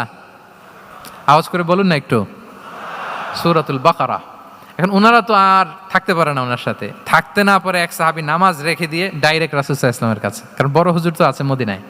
যে বিচার দিছে ইয়া রাসূলুল্লাহ, দেখেন এমন একজনকে ইমাম করে অ্যাসাইন করেছেন, উনি মাগরিবের সালাতে সূরা বাকারা পড়ে, আর আমরা হচ্ছি কৃষিজীবী শ্রমজীবী সাহাবী, আমাদের তো এত বড় কেরাতের সাথে জয়েন করা সম্ভব না। রাসূল সাল্লাল্লাহু আলাইহি ওয়াসাল্লাম রেগে গেলেন, চেহারাটা আগুনের গোলার মতো লাল হয়ে গেল। মুআয ইবনে জাবাল রাদিয়াল্লাহু তাআলা আনহুকে ডেকে পাঠালেন, ডেকে বললেন, আফাত্তানুন আনতা ইয়া মুআয, আফাত্তান, তুমি কি ফিতনা সৃষ্টি করতেছো? ওখানে পাঠাইছি কমিউনিটির ইউনিটি ধরে রাখার জন্য, তুমি ওখানে যে ফিতনা সৃষ্টি করতেছো। তুমি কি সাব্বিহ ইসমা রাব্বিকাল আ'লা এই সূরা তোমার মুখস্থ নাই? ওয়াদ-দুহা ওয়াল-লাইলি ইযা সাজা এটা পারো না? ওয়াশ-শামসি ওয়া দুহাহা এটা মুখস্থ নাই? তো তুমি কেন এই সূরাগুলো দিয়ে নামাজ পড়াও না? কেন পড়াও না? এরপর তিনি বললেন, যখন ইমামতির সুযোগ পাবে, সুযোগ পেয়ে লম্বা কেরাত ধরো না, ছোট্ট কেরাত দিয়ে নামাজ শেষ করো। কেননা তোমার পেছনে বয়স্করা আছে, মুরব্বীরা আছে, অসুস্থরা আছে। জাল হাজা, তার একটা জরুরি কাজ পড়ছিল, যাচ্ছিল, হঠাৎ মাগরিবের আজান, ভাবলো রাস্তার পাশে যেহেতু আজান দিছে নামাজটা পড়ে নেই। নামাজে ঢুইকা দেখছে আপনি সূরা বাকারা ধরছেন, তো বেচারা কি কাজ করবে না কি করবে? আর তার তো নিয়ত ছিল ফরজ নামাজটা পড়ি যে বাস ধরবো, এখন আপনি ধরছেন কোন সূরা? বাকারা। দেখেন রাসূল সাল্লাল্লাহু আলাইহি ওয়াসাল্লাম বললেন, যখন ইমামতির চান্স পাবে ছোট সূরা পড়বে, আর যখন তুমি একা পড়বে ফালিউতাউবিল মাশা, যত লম্বা করতে মনে চায় করো, রুকু করো লম্বা, সেজদা করো লম্বা, কেরাত করো লম্বা। রাসূল সাল্লাল্লাহু আলাইহি ওয়াসাল্লাম তো রাতে আধা ঘন্টা 40 মিনিট প্রথম রাকাতে কেরাত পড়তেন, এরপরে আবার 40 মিনিট রুকুতে থাকতেন, রুকু থেকে দাঁড়ায় আবার 40 মিনিট, আবার সেজদায় যেয়ে 40 মিনিট, এরপরে সেজদা থেকে 2 সেজদার মাঝখানে আবার 40 মিনিট, 2 রাকাত দিয়ে এরকম রাতও শেষ করে দিচ্ছেন। তো আপনার লম্বা যদি পড়তে মনে চায়, আপনি তো আপনার ব্যক্তিগত নফল সালাতে এভাবে লম্বা করবেন। কিন্তু আমাদের হয়ে গেছে উল্টা, একাকী নামাজ, কোনো রকম রুকু সেজদা, এরকম হয়ে গেছে না অনেকটা। কিন্তু ইমামতির সুযোগ পেলে মাশাআল্লাহ, আল্লাহু আকবার, এইবার শুরু হয়েছে শাইখ সুদাইসির কণ্ঠে এই লম্বা করে। এখন পেছনে মুসল্লিদের কি দশা ওইটা আর আমরা খেয়াল করি না। না, আমাদেরকে অন্যের প্রতি সহানুভূতিশীল হতে শিখিয়েছে ইসলাম, কনসিডারেট হতে শিখিয়েছে, সুবিবেচক হতে শিখিয়েছে, যেটা রাসূল সাল্লাল্লাহু আলাইহি ওয়াসাল্লাম করেছেন। এবং রাসূল সাল্লাল্লাহু আলাইহি ওয়াসাল্লাম কোনো কাজে কাউকে পাঠালে ওনার বিখ্যাত সে বাণীটা বলে দিতেন যে ইয়াসসিরু ওয়ালা তুআসসিরু বাশশিরু ওয়ালা তুনাফিরু, সহজ করে উপস্থাপন করো, কঠিন করো না। সুসংবাদ দিও, মানুষকে দিন থেকে ভাগিও না। আমরা মানুষকে ভয় দেখাই, আমরা এত কঠিন করে ইসলামকে উপস্থাপন করি, মানুষ বলে আগে যেটা করতাম ওইটাই ভালো। তো আমরা যেন দিনকে কঠিন না করি, আমাদের কোনো অ্যাটিটিউডের কারণে যেন মানুষ ইসলাম থেকে ভেগে না যায়। আরেকটা উদাহরণ দেখুন, একবার মাগরিবের কিংবা এশার নামাজে রাসূল সাল্লাল্লাহু আলাইহি ওয়াসাল্লাম লম্বা সেজদা দিলেন। এত লম্বা সেজদা তিনি কখনো দেন না। নামাজ শেষে সাহাবারা জিজ্ঞেস করলেন, ইয়া রাসূলুল্লাহ, আপনি কি নামাজের মাঝখানে অসুস্থ হয়ে গেলেন নাকি? অথবা কোরআনের আয়াত নাজিল হলো নাকি, ওহী নাজিল হলো নাকি? রাসূল সাল্লাল্লাহু আলাইহি ওয়াসাল্লাম বললেন, কুল্লু যালিকা লাম ইয়াকুন ওয়ালাকিন্না ইবনি ইরতাহালানি ওয়া কারিহতু আন উআজ্জিলাহু হাত্তা ইয়াকদিয়া হাজাতাহ। বললেন না, অসুস্থ হই নাই, ওহীও নাজিল হয় নাই। আমি যখন সেজদায় গিয়েছি, আমার দুই ছোট নাতি হাসান হোসেন আমার কাঁধের উপরে চেপে বসেছে। যতক্ষণ না ওরা খেলা শেষ না করে নিচে নেমেছে, আমি সেজদায় লুটিয়েছিলাম। নেমেছে, এরপরে মাথা উঠিয়েছি। আমার মাথা উঠানোর কারণে ওদের খেলার একটু ডিস্টার্ব হবে, এজন্য আমি আর সেজদা থেকে মাথা উঠাই নাই। সুবহানাল্লাহ পড়বেন না? দেখেন, নাতির খেলার যেন ডিস্টার্ব না হয়। পেছনের মহিলা সারির এক বোনের নামাজের সমস্যা হচ্ছে, এগুলো উনি খেয়াল করতেন, ছোট্ট ছোট্ট বিষয়গুলো উনি খেয়াল করতেন। এটাকে বলে কনসিডারেট মাইন্ডসেট। কি বলে? তাহলে আমরা অন্যের প্রতি যেন সহানুভূতিশীল হই, নাকি শুধু নিজেরটাই দেখব? অন্যেরটা দেখার দরকার আছে না নাই বলেন? আচ্ছা, 8 নাম্বার হচ্ছে ট্রান্সপারেন্সি। খাবো না। ট্রান্সপারেন্সি মানে হচ্ছে স্বচ্ছতা। ওনার জীবনের চাইতে, ওনার বায়োগ্রাফির চাইতে স্বচ্ছ বায়োগ্রাফি আপনি পাবেন না। No public and private dividation. And in the long history of time, no one's life has been recorded more transparently than the life of Prophet Muhammad sallallahu alaihi wasallam. রাসূল সাল্লাল্লাহু আলাইহি ওয়াসাল্লামের চেয়ে বেশি পৃথিবীতে এমন সেকেন্ড কোনো পার্সন আপনি দেখাতে পারবেন না যার জীবনের সব কিছু রেকর্ডেড। সব কিছু রেকর্ডেড। এরকম আছে? ঘরে কি করেছেন, বাইরে কি করেছেন, স্ত্রীর সাথে কি করেছেন, বন্ধুর সাথে কি করেছেন, সাহাবাদের সাথে কি করেছেন, শত্রুর সাথে কি করেছেন, অল আর রেকর্ডেড। সব অ্যান্ড ক্রিস্টাল ক্লিয়ার, একেবারে স্বচ্ছ পানির মতো, স্ফটিক কাচের মতো ক্লিয়ার, ট্রান্সপারেন্ট। ওনার সব কাজে উনি স্বচ্ছতা বজায় রাখতে চাইতেন। কতটা স্বচ্ছ ছিলেন, একটা মজার ঘটনা শোনাই আপনাদেরকে। সহিহ বুখারীতে এসছে, রমাদানের শেষ 10 দিন, দ্য লাস্ট 10 days অফ রমাদানে তিনি এতেকাফ করতেন। তো এতেকাফ অবস্থায় স্ত্রীরা এসে রাতে দেখা করে যেত, জরুরি কথা আলাপ থাকলে সেরে যেত। একবার রাতে সফিয়া বিনতে হুয়াই ইবনে আখতাব রাদিয়াল্লাহু তাআলা আনহা আসলেন, ওনার স্ত্রী। কথা হলো, এবার ওনাকে একটু এগিয়ে দিবেন। মসজিদ থেকে রাসূলুল্লাহ সাল্লাল্লাহু আলাইহি ওয়াসাল্লাম বারান্দার দিকে পাশ দিয়ে আসলেন এগিয়ে দেওয়ার জন্য। ইন দ্য মিন টাইম, ভাই ভিডিও করবেন না, mobile should be in pocket. জি, বারবার বলবো না, পকেটে রাখবেন, অন্যদের ডিস্টার্ব হচ্ছে আমি দেখতেছি। হঠাৎ 2জন আনসারী সাহাবী পাশ দিয়ে হেঁটে যাচ্ছেন। রাসূল সাল্লাল্লাহু আলাইহি ওয়াসাল্লাম আম্মাজানকে বিদায় দিবেন এখানে। হঠাৎ করে তিনি আওয়াজ করে বললেন, আলা রিসলিকুমা, এই দাঁড়াও। ওই সাহাবী 2জন রাসূল সাল্লাল্লাহু আলাইহি ওয়াসাল্লামের সাথে কে ওটা টের পায় নাই, বুঝতে পারে নাই। বোরকায় আবৃত কোনো এক নারী দেখে, রাসূল আর ওই নারীকে দেখে তারা আরো দ্রুত গতিতে হাঁটতে শুরু করে দিচ্ছে, আমরা চলে যাই এখান থেকে। দেখেন, রাসূল সাল্লাল্লাহু আলাইহি ওয়াসাল্লাম নিজের অবস্থানকে ট্রান্সপারেন্ট করার জন্য বললেন, আলা রিসলিকুমা, দাঁড়াও। দাঁড়ালেন। তখন রাসূল সাল্লাল্লাহু আলাইহি ওয়াসাল্লাম বললেন যে, ইন্নাহা উম্মুকুম সফিয়া, আমার পাশে যাকে দেখতে পাচ্ছ, বলে দেয়া ভালো যে সে কিন্তু অন্য কোনো নারী নয়, সে তোমাদের মা উম্মুল মুমিনিন সফিয়া। সাহাবারা বলে, সুবহানাল্লাহ ইয়া রাসূলুল্লাহ, ইয়া রাসূলুল্লাহ, এ কেমন কথা? আপনি কেন আমাদের কাছে জবাবদিহি করতে যাচ্ছেন বা ক্লারিফাই করছেন? আপনার পাশে কোনো নারী এত রাতে যদি দাঁড়িয়ে থাকে, তিনি তো আমাদের মাদের মধ্যে থেকেই তো একজন হবেন, কেন আপনি বলতেছেন? তখন রাসূল সাল্লাল্লাহু আলাইহি ওয়াসাল্লাম বললেন যে, না, ইন্না শাইতানা ইয়াজরি মিনাল ইনসানি মাজরাদ দাম, শয়তান মানুষের রগে রগে চলাচল করে। ওয়া ইন্নী খাশিতু আইয়ুকযিফা ফি কুলুবিকুমা শাররান, আরেক বর্ণনায় আছে শাইআন, আমার ভয় হয় হয়তো শয়তান কোনো সন্দেহের উদ্রেক তোমাদের হৃদয়ে ঢুকায় দিতে পারে। সুবহানাল্লাহ। এজন্য আমি ক্লিয়ার করে দিলাম, এটা আমার বউ, আমার স্ত্রী, তোমাদের মা সফিয়া। 2জন সাহাবী যদি চলে যায়, এমন হতেই পারতো বাড়িতে যে একজন আরেকজনকে জিজ্ঞেস করতে পারতো যে, আচ্ছা, নবীর পাশে যে কালো বোরকা পরা মহিলাটা ছিল, দেখছো না এটা কে? তখন একজন হয়তো বলতো, কে আর হবে, আমাদের মাই তো হবে, কোনো এক মা। আরেকজন বলবে, আমাদের উম্মুল মুমিনিনের কেউ ছিল নাকি অন্য কেউ? এরকম একটা হুট করে সন্দেহের উদ্রেক মাথায় আসতে পারে না যে ওনার স্ত্রী ছিল না অন্য কেউ ছিল? আসতে পারে কি পারে না বলেন? ওই সন্দেহের অবকাশটুকু রাসূল সাল্লাল্লাহু আলাইহি ওয়াসাল্লাম রাখেন নাই। উনি বলে দিলেন যে, এটা তোমাদের মা, এটা সফিয়া। এই সন্দেহের অবকাশের কোনো সুযোগ নাই। তাহলে রাসূল সাল্লাল্লাহু আলাইহি ওয়াসাল্লামের পুরো লাইফ ছিল ট্রান্সপারেন্ট, একেবারে স্বচ্ছ। আমি অনেক পয়েন্টস নিয়ে এসেছি, এটা 2-3 ঘন্টার আলোচনায় চলে যাবে। আমি প্রত্যেকটা পয়েন্টে একটা বা 2টা ঘটনা দিয়ে শেষ করতেছি। তাহলে রাসূল সাল্লাল্লাহু আলাইহি ওয়াসাল্লামের লাইফ তিনি কত স্বচ্ছতার সাথে কাটিয়েছেন, এটা ক্লিয়ার না আমাদের সাথে? Transparent mindset.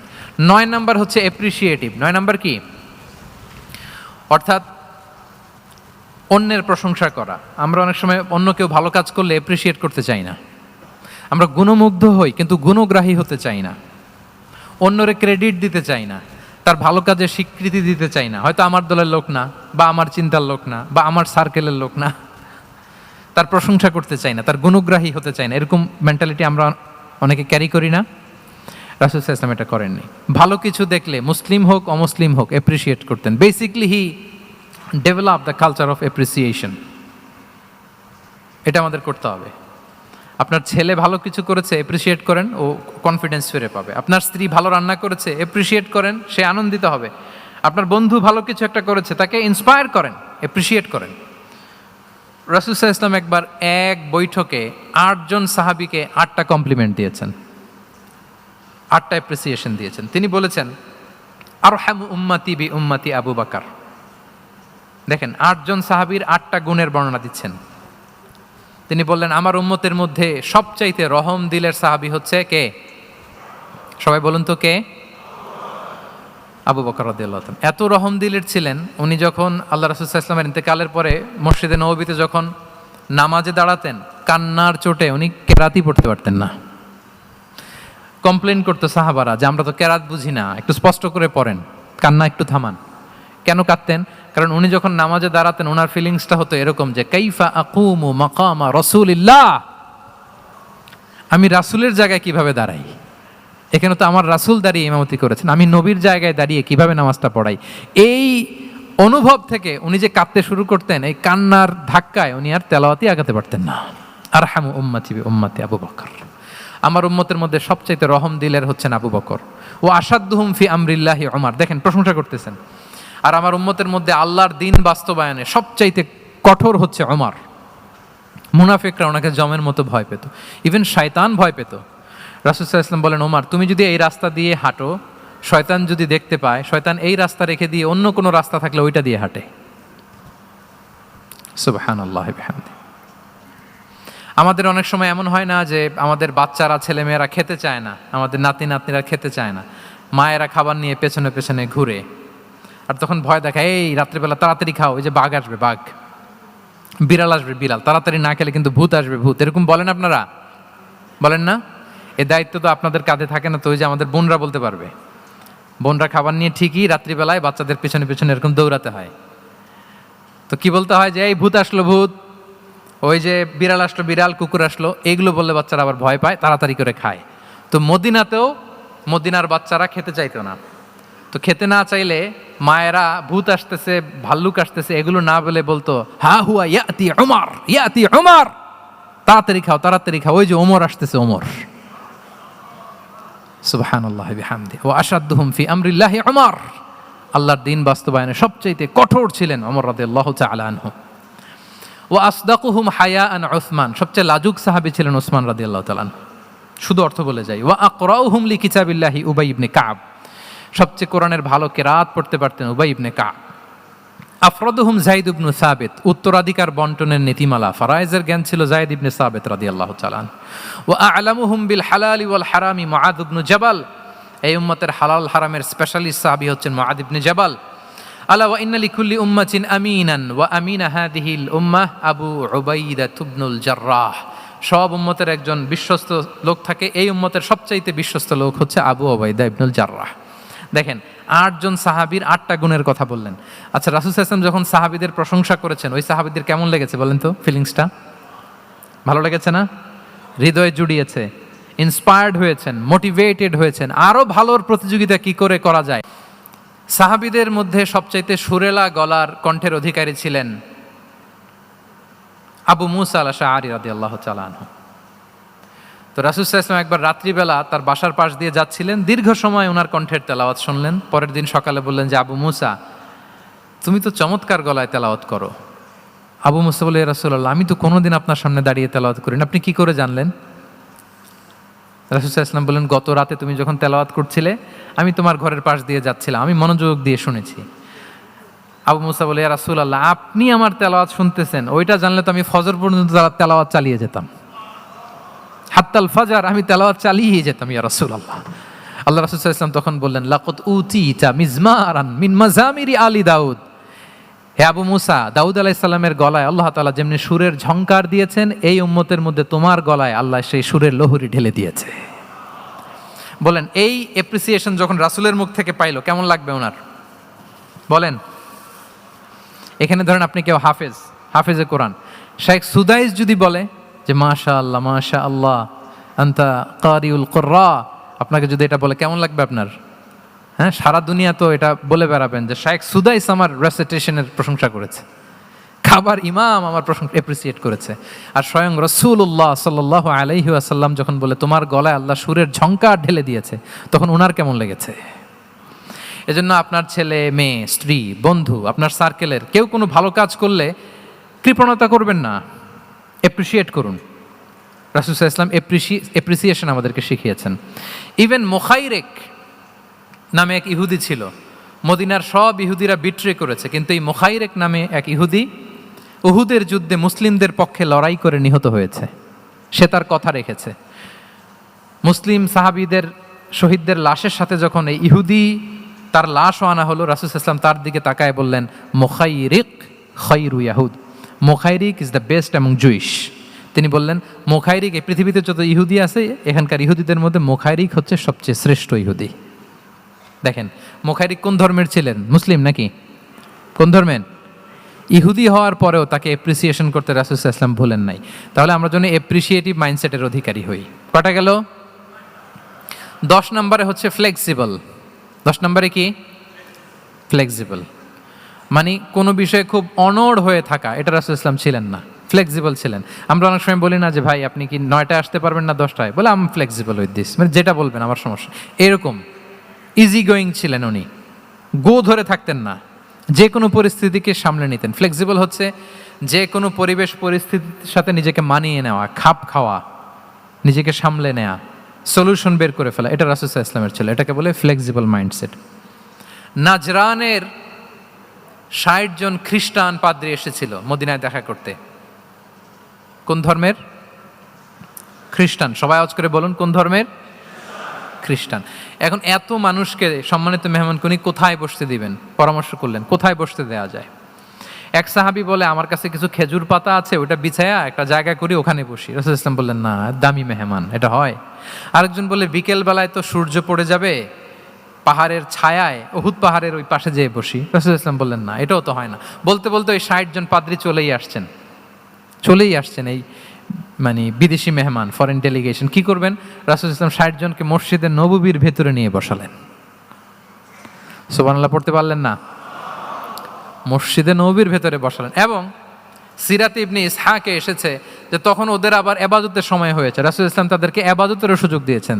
তাদের কিবলা পূর্ব দিকে, তারা পূর্ব দিকে হয়ে 60 জন ওখানে ইবাদত করেছে, তাদের ধর্ম রীতি অনুযায়ী সালাত আদায় করেছে। দেখেন কতটা ফ্লেক্সিবল ছিলেন রাসূল সাল্লাল্লাহু আলাইহি ওয়াসাল্লাম। ফজরের সালাতের পরে ঘরে ঢুকেই আম্মাজান আয়েশাকে জিজ্ঞেস করতেন কোনো খাবার আছে? আম্মাজান আয়েশা যদি বলতেন আছে, তিনি সেটা খেতেন। কোনোদিন যদি বলতেন না ইয়া রাসূলুল্লাহ ঘরে তো খাবার নাই, তখন রাসূল সাল্লাল্লাহু আলাইহি ওয়াসাল্লাম বলতেন ফা ইন্নী সাইম, অসুবিধা নাই, খাবার যেহেতু নাই আমি রোজা রেখে দিলাম। কত ইজি গোয়িং। আচ্ছা আমরা হলে কি করতাম বলেন তো? ফজরের পরে ঘরে গেছেন আপনি, বড় সাহেব না, এবার যাওয়ার পরে জিজ্ঞেস করছেন কি আছে খাবার দাও, যদি বলে ঘরে কিছু নাই, কি বলবেন দেখি? কয়েকটা উত্তর আসুক। ফজরে মসজিদে অনেক কিছু করে টোরে ক্ষুধা পেটে ঘরে গেলেন, যে বললেন যে টেবিলে বসে বললেন যে খাবার দাও, এখন বলে যে কিছু নাই ঘরে, কি উত্তর আসবে? এখান থেকে একটা উত্তর আসুক, বলেন কি বলবেন? হ্যাঁ খবর আছে, এই তো। এদিকে বলেন আপনি কি বলবেন? আপনারা আলহামদুলিল্লাহ বলে না, কিন্তু বাসায় বলে না। পিছনে ভাবিরা আছে, এখন কিন্তু রিপোর্ট নেওয়া যাবে সহজে। তো যদি আমরা আলহামদুলিল্লাহ বলি, that is called easy going and flexible mindset. এটাই হওয়া উচিত। খাবার থাকলে খেতেন, না থাকলে বলতেন okay I am fasting, it's not a big deal, ফা ইন্নী সাইম, যেহেতু নাই কি আর করবো, আমি রোজা রেখে দিলাম। এরকম ইজি গোয়িং ছিলেন। দেখেন his life was so simple but so special. হ্যাঁ, মুহাম্মদ সাল্লাল্লাহু আলাইহি ওয়াসাল্লাম। তাহলে ফ্লেক্সিবল ছিলেন। কয়টা গেল? আর কয়টা বাকি? আচ্ছা 5 মিনিটে শেষ করে দেই। 11 নাম্বার হচ্ছে অপটিমিস্টিক মাইন্ডসেটের অধিকারী ছিলেন। অপটিমিস্টিক, প্যাসিমিস্টিক ছিলেন না, মানে ইতিবাচক চিন্তা করতেন সবসময়। কি চিন্তা করতেন? আপনি আজকের এই হলরুমের কিছু ভুল ধরতে পারবেন না? যদি বলে যে কয়েকটা ভুল ধরেন, বলবেন যে এই সমস্যা, সাউন্ডের সমস্যা, ওইদিকে এটা নাই, ওইদিকে এটা নাই, এটা হচ্ছে ভুল। আপনি প্যাসিমিস্টিকটা ধরলেন। এবার যদি বলা হয় আজকের এই প্রোগ্রামের কয়েকটা পজিটিভ দিক বলেন, তখন আপনি কিন্তু কয়েকটা পয়েন্ট বের করতে পারবেন যে এটা ছিল একটা ইতিবাচক দিক, এই প্রোগ্রামের এটা ছিল একটা পজিটিভ দিক। তো রাসূল সাল্লাল্লাহু আলাইহি ওয়াসাল্লাম ওই পজিটিভ দিকগুলোতে ফোকাস করতেন। হ্যাঁ, come back positive, not go back negative. রাসূল সাল্লাল্লাহু আলাইহি ওয়াসাল্লামের কাছে এসে যদি কেউ বলতে, রাসূলুল্লাহ আমি খুব অসুস্থ, আমি খুবই অসুস্থ, রাসূল সাল্লাল্লাহু আলাইহি ওয়াসাল্লাম কি বলতেন জানেন? জি, রাসূল সাল্লাল্লাহু আলাইহি ওয়াসাল্লাম বলতেন লা বাসা আলাইকা তাহুরুন ইনশাআল্লাহ। ইয়া রাসূলুল্লাহ আমি অসুস্থ। রাসূল সাল্লাল্লাহু আলাইহি ওয়াসাল্লাম বলতেন আরে don't worry, it will cleanse up you from your sins if Allah wish. ইনশাআল্লাহ এতে তোমার যে গুনাহ-টুনা আছে, পাপ আছে, এই পাপগুলোকে আল্লাহ তাআলা এই অসুস্থতা দিয়ে মোচন করে দিচ্ছেন। পড়েন সুবহানাল্লাহ। তাইলে আপনি অসুস্থতার মধ্যে একটু হালকা হইলেন না, যে জ্বরে ভুগতেছি কিন্তু এই জ্বরে নাকি আমার গুনাহ মাফ হয়ে যায়। পেটের ব্যথায় আক্রান্ত, মাথা ব্যথায় আক্রান্ত, কিন্তু এটাতে নাকি আল্লাহ আমার পাপ মোচন করে দেয়, তাহলে একটু ভাল লাগবে না? তাহলে দেখেন, একটা কঠিন পরিবেশকে রাসূল সাল্লাল্লাহু আলাইহি ওয়াসাল্লাম এবারে সহজ করতেন। অসুস্থ শুনলেই লা বাস তাহুরুন ইনশাআল্লাহ, আর কিছু হবে না, আল্লাহ তোমার গুনাহ মাফ করে দিচ্ছে। অসুস্থ ব্যক্তি দেখলেই মাথায় হাত দিয়ে দোয়া করতেন, আল্লাহুম্মা রাব্বান নাস আযহিবিল বাস ইশফি আনতাশ শাফি লা শিফাআ ইল্লা শিফাউক শিফাআন লা ইউগাদিরু সাকামা। উজ্জীবিত হয়ে যেত অসুস্থ ব্যক্তি। আমরা কি করি?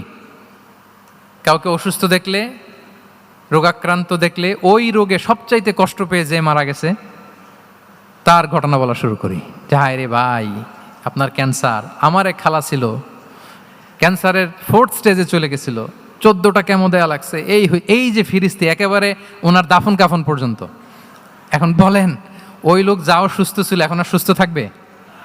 কথা বলেন, থাকবে? একটা দিব্যি সুস্থ মানুষকে যদি আপনি বলেন ভাই আপনাকে দেখতে কেমন যেন একটু রোগা রোগা লাগতেছে, অসুস্থ নাকি? এরপরে প্ল্যান করে ধরেন আপনি বললেন, উনি আবার ওদিকে যাওয়ার পরে আরেকজনকে প্ল্যান করে বলতে বললেন, ও বললো ভাই ব্যাপার কি, চেহারাটা কেমন শুকনা শুকনা। এরকম 5 জন বলার পরে ওই বিকেলে কাঁথা গায়ে দিয়ে শুয়ে ফেলবে বিছানায়। তো আপনি অসুস্থ এমনি বানায় ফেলছেন। কিন্তু রাসূলুল্লাহ সাল্লাল্লাহু আলাইহি ওয়া আলিহি ওয়াসাল্লাম উনি বলতেন লাবাস আলাইক তাহুরুন ইনশাআল্লাহ, আরে সুস্থ হয়ে যাবা। এজন্য দেখতে গেলে আপনি উৎসাহিত করবেন, বলবেন আরে ভাই আপনারা তো খুব সুস্থ লাগতেছে। কে বলছে আপনি অসুস্থ? অসুস্থতার কোনো ছোঁয়াই তো আপনার মধ্যে নাই। হ্যাঁ, you are looking very fine, চমৎকার লাগতেছে আপনার, কে বলছে? তো ভালো হয়ে যাচ্ছেন। এটা বললে উনি আশা পায়। আর আপনি যদি ওই রোগে সবচেয়ে কষ্ট পেয়ে যে মারা গেল, এই ঘটনা যদি ওনারে শোনান, উনি বাঁচবে বলেন? তাহলে আমরা মানুষকে উৎসাহিত করব, অপটিমিস্টিক হব, প্যাসিমিস্টিক হব না। এবার বলুন, হুনাইনের যুদ্ধে, কুইজ, হুনাইনের যুদ্ধ কত হিজরিতে হয়েছিল? কত? 7ম, 8ম? হ্যাঁ, মাত্র 2-4 জন বলতেছে। আমাদের ওই যে হাসানা ফাউন্ডেশনের একটা সিরা অলিম্পিয়াড চলতেছে, এটাতে অংশগ্রহণ করতে হবে আপনাদের। আমরা প্রতিদিন একটা করে কুইজ জানান দিচ্ছি মানুষদেরকে, একেবারে সব মুখস্থ হয়ে যাবে ইনশাআল্লাহ। তাহলে 8ম হিজরিতে হাওয়াজিন বনু সাকিব গোত্রের বিশাল ব্যাটালিয়ন নিয়ে ওরা আসছে, এবং ওরা আসছে যে আমরা শুধু একা যাব না, আমাদের স্ত্রী বাচ্চা কাচ্চা, আমাদের যার ঘরে যত সম্পদ আছে সব নিয়ে মরুভূমিতে যাব। এটা নিয়ে যাব কেন? সবার মধ্যে যেন ইন্সপিরেশন আসে যে যদি আমরা হারি, আমরা সব শেষ, আমাদের সম্পদও নিয়ে যাবে। আর এগুলো রক্ষার জন্য হলেও মুহাম্মদের বিরুদ্ধে আমাদেরকে জয়লাভ করতে হবে। কি টেকনিক দেখেন! সব যখন নিয়ে দাঁড়াইছে বিশাল বাহিনী, এক সাহাবী এসে বলল, ইয়া রাসূলুল্লাহ, কালকে তো আমাদের খবর আছে, এই বাহিনীকে আমরা কি করে পরাস্ত করব? ইয়া রাসূলুল্লাহ, এসে দেখুন, পাহাড় থেকে দেখুন কত বিশাল বাহিনী। রাসূল সাল্লাল্লাহু আলাইহি ওয়াসাল্লাম দেখা মাত্রই বললেন, তিলকা গনিমাতুল মুসলিমিনা গাদান ইনশাআল্লাহ। আরবি যারা বোঝেন, যে it will be the war booty for the Muslim community tomorrow ইনশাআল্লাহ। আরে এগুলো তো আমরা সব গনিমত আকারে ব্যাগে কইরা মদিনায় নিয়ে যাব। এই যুদ্ধে জয়লাভ করে যা আছে এগুলো উটে করে ওয়ার বুটি হিসেবে মদিনায় নিয়ে যাব। বলার সাথে সাথে সাহাবীদের সব ভয় দূর হয়ে গেল, আবার প্রাণ ফিরে পেলেন, সজীব হয়ে উঠলেন, উজ্জীবিত হলেন। তাহলে আমরা অপটিমিস্টিক হব, আমরা ইতিবাচক চিন্তা করব। এবং ইসলাম আল্লাহ তাআলার ব্যাপারেও আমাদেরকে ইতিবাচক ধারণা রাখতে উৎসাহিত করে। হাদিসে কুদসিতে আল্লাহ বলেন, আনা ইনদা যান্নি আবিদি বি, আমার বান্দার নিকট আমি তেমন, আমার বান্দা আমার ব্যাপারে ঠিক যেমন ধারণা করে। আপনি যদি ধারণা করেন আল্লাহ দয়ালু, ঠিকই আল্লাহ তাআলাকে দয়ালু পাবেন। এখন বলেন আল্লাহর ব্যাপারে কার ধারণা কেমন? আল্লাহ তাআলা খুব প্রতিশোধ পরায়ণ না? প্রচন্ড রাগী? আমাদের সবাইকে জাহান্নামে দেওয়ার জন্য বসে আছেন না? তাহলে কি ধারণা বলেন তো? তিনি দয়াময়, তিনি মেহেরবান, তিনি আমাদেরকে অবশ্যই ক্ষমা করবেন, ঠিক কিনা বলেন? এই বিশ্বাস আল্লাহর প্রতি আমাদের সবার আছে তো? এই বিশ্বাস যদি থাকে, ঠিকই আল্লাহ তাআলাকে রহমান রাহিম হিসেবেই আপনি পাবেন। তাহলে আওয়াজ করে বলুন তো, এই নবরাত্রি হলকে উচ্ছ্বসিত করে আওয়াজ করে বলেন, আমরা সবাই অপটিমিস্টিক হব না প্যাসিমিস্টিক? অপটিমিস্টিক, ইতিবাচক হব। রাসূল সাল্লাল্লাহু আলাইহি ওয়াসাল্লাম অপটিমিস্টিক মাইন্ডসেটের অধিকারী ছিলেন। কয়টা গেল? লাস্ট হচ্ছে রেজিলিয়েন্ট। শেষ। I am going to conclude my speech today. Resilient হচ্ছে যাকে থামানো যায় না, আনস্টপেবল। সংকট কাটিয়ে ঘুরে দাঁড়ানোর সামর্থ্য যার থাকে তাকে বলে রেজিলিয়েন্ট। লেগে থাকার মানসিকতা, টিকে থাকার যোগ্যতা, সহজে হার না মানার যে অ্যাটিটিউড, এটাকে বলে রেজিলিয়েন্ট মাইন্ডসেট। রাসূল সাল্লাল্লাহু আলাইহি ওয়াসাল্লামকে আল্লাহ তাআলা এই মাইন্ডসেট দিয়েছিলেন। ওনাকে হারাইতে পারছে কেউ? জীবনের সাথে এটা সেট করে নেন যে আমি কখনো হারি না, আমি হয় জিতি নয় শিখি। আমি কখনো হয় জিতি নয় শিখি। এই মাইন্ডসেট যদি গ্রো করেন, আপনার হারাইতে পারবে কেউ? পারবে না। রাসূল সাল্লাল্লাহু আলাইহি ওয়াসাল্লাম he was unstoppable, having unbelievable সাবর। ধৈর্যের পাহাড় নিয়ে, আনস্টপেবল অ্যাটিটিউড নিয়ে তিনি শুধু সামনে গিয়েছেন, পেছনে যান নাই কখনো। সীমাহীন কষ্ট আর সংগ্রামের মধ্য দিয়ে গিয়েছেন, থামাতে পারে নাই ওনাকে কেউ পারে নাই। ইয়াতিম হিসেবে জন্মগ্রহণ করলেন, পৃথিবীর আলো দেখবার আগে বাবাকে হারালেন, ছোট বয়সে মাকে হারালেন, পরে দাদাকে হারালেন, এরপর চাচাকে হারালেন। শিয়াবে আবি তালেবে জেল খেটেছেন 3 বছর। Physical torture, mental torture, life threat, হত্যা করার ষড়যন্ত্র হয়েছে। আল্লাহ তাআলা বলেছেন আজ রাতে হিজরত করো। ব্ল্যাক ম্যাজিক করা হয়েছে। লাবিদ ইবনুল আসাম, এক ইহুদিদের মিত্র, ওনাকে ব্ল্যাক ম্যাজিক করেছে। মারার জন্য খাদ্যে বিষ মিশিয়ে দেওয়া হয়েছিল। বাজুর মাংস, খাসির বাজুর মাংস পছন্দ করতেন। খাইবারের এক ইহুদি নারী এই ছাগলের এই মাংসের মধ্যে বিষ দিয়েছিলেন। ইহুদিদের পক্ষ থেকে betray, treachery, conspiracy and what not, কি বাকি ছিল বলেন? ষড়যন্ত্রের এমন কোনো ধরন ছিল না যেটা তারা বাকি রেখেছে। কিন্তু রাসূল সাল্লাল্লাহু আলাইহি ওয়াসাল্লামকে কি থামানো গিয়েছিল? বলেন, থামানো গিয়েছিল? গোটা বিশ্বব্যাপী উনি ছড়িয়ে দিয়েছিলেন লা ইলাহা মুহাম্মাদুর। So nothing can stop him. করার আমাদের যে লক্ষ্য, ওই লক্ষ্য পানে আমরা পৌঁছবই, আমাদেরকে কোনো কিছু থামাতে পারবে না ইনশাআল্লাহ। বলেন, আমরা আমাদের লক্ষ্য পানে, মানজালে মাকসাদে দৌড়ে দৌড়ে যাব। আমাদেরকে থামিয়ে দেয়া হলে আমরা হাঁটতে থাকবো, সেখানে আমাদেরকে আঘাত করা হলে আমরা হামাগুড়ি দিয়ে সামনের দিকে যেতে থাকবো, সেখানেও থামিয়ে দেওয়ার চেষ্টা করা হলে আমরা আমাদের মঞ্জিলে মাকসিদের দিকে অপলক নেত্রে চেয়ে থাকবো। আমাদেরকে কেউ থামাতে পারবে? রেজিলিয়েন্ট, অনর, অটল, আনস্টপেবল, এই মাইন্ডসেটের অধিকারী ছিলেন। ফলেই তিনি লা ইলাহার বাণীকে গোটা বিশ্বে ছড়িয়ে দিতে পেরেছেন। তাহলে আমরা রেজিলিয়েন্ট হতে চাই কি চাই না বলেন? হতে চাই। সম্মানিত সুধী, মোট কয়টা মাইন্ডসেট জানলাম? নববী মনস্তত্ত্ব, সিরাতের আয়নায়, prophetic mindset through the lens of সিরা। মোট কয়টা জানলাম? 12টা। এগুলোকে আমরা নিজেদের মধ্যে ধারণ করতে পারবো ইনশাআল্লাহ। কারণ রাসূল সাল্লাল্লাহু আলাইহি ওয়াসাল্লাম আমাদের জন্য যা নিয়ে এসেছেন ওইটাই আমাদের আঁকড়ে ধরতে হবে। যেটা বারণ করেছেন ওইটা থেকে আমাদের দূরে থাকতে হবে। যে আয়াত দিয়ে শুরু করেছিলাম সূরা হাশরে, ওমা আতাকুমুর রাসূলু ফাখুযুহু ওমা নাহাকুম আনহু ফানতাহু। নবী যা এনেছে ধরো, নবী যা বারণ করেছে সেগুলো ছেড়ে দাও। আমরা আল্লাহ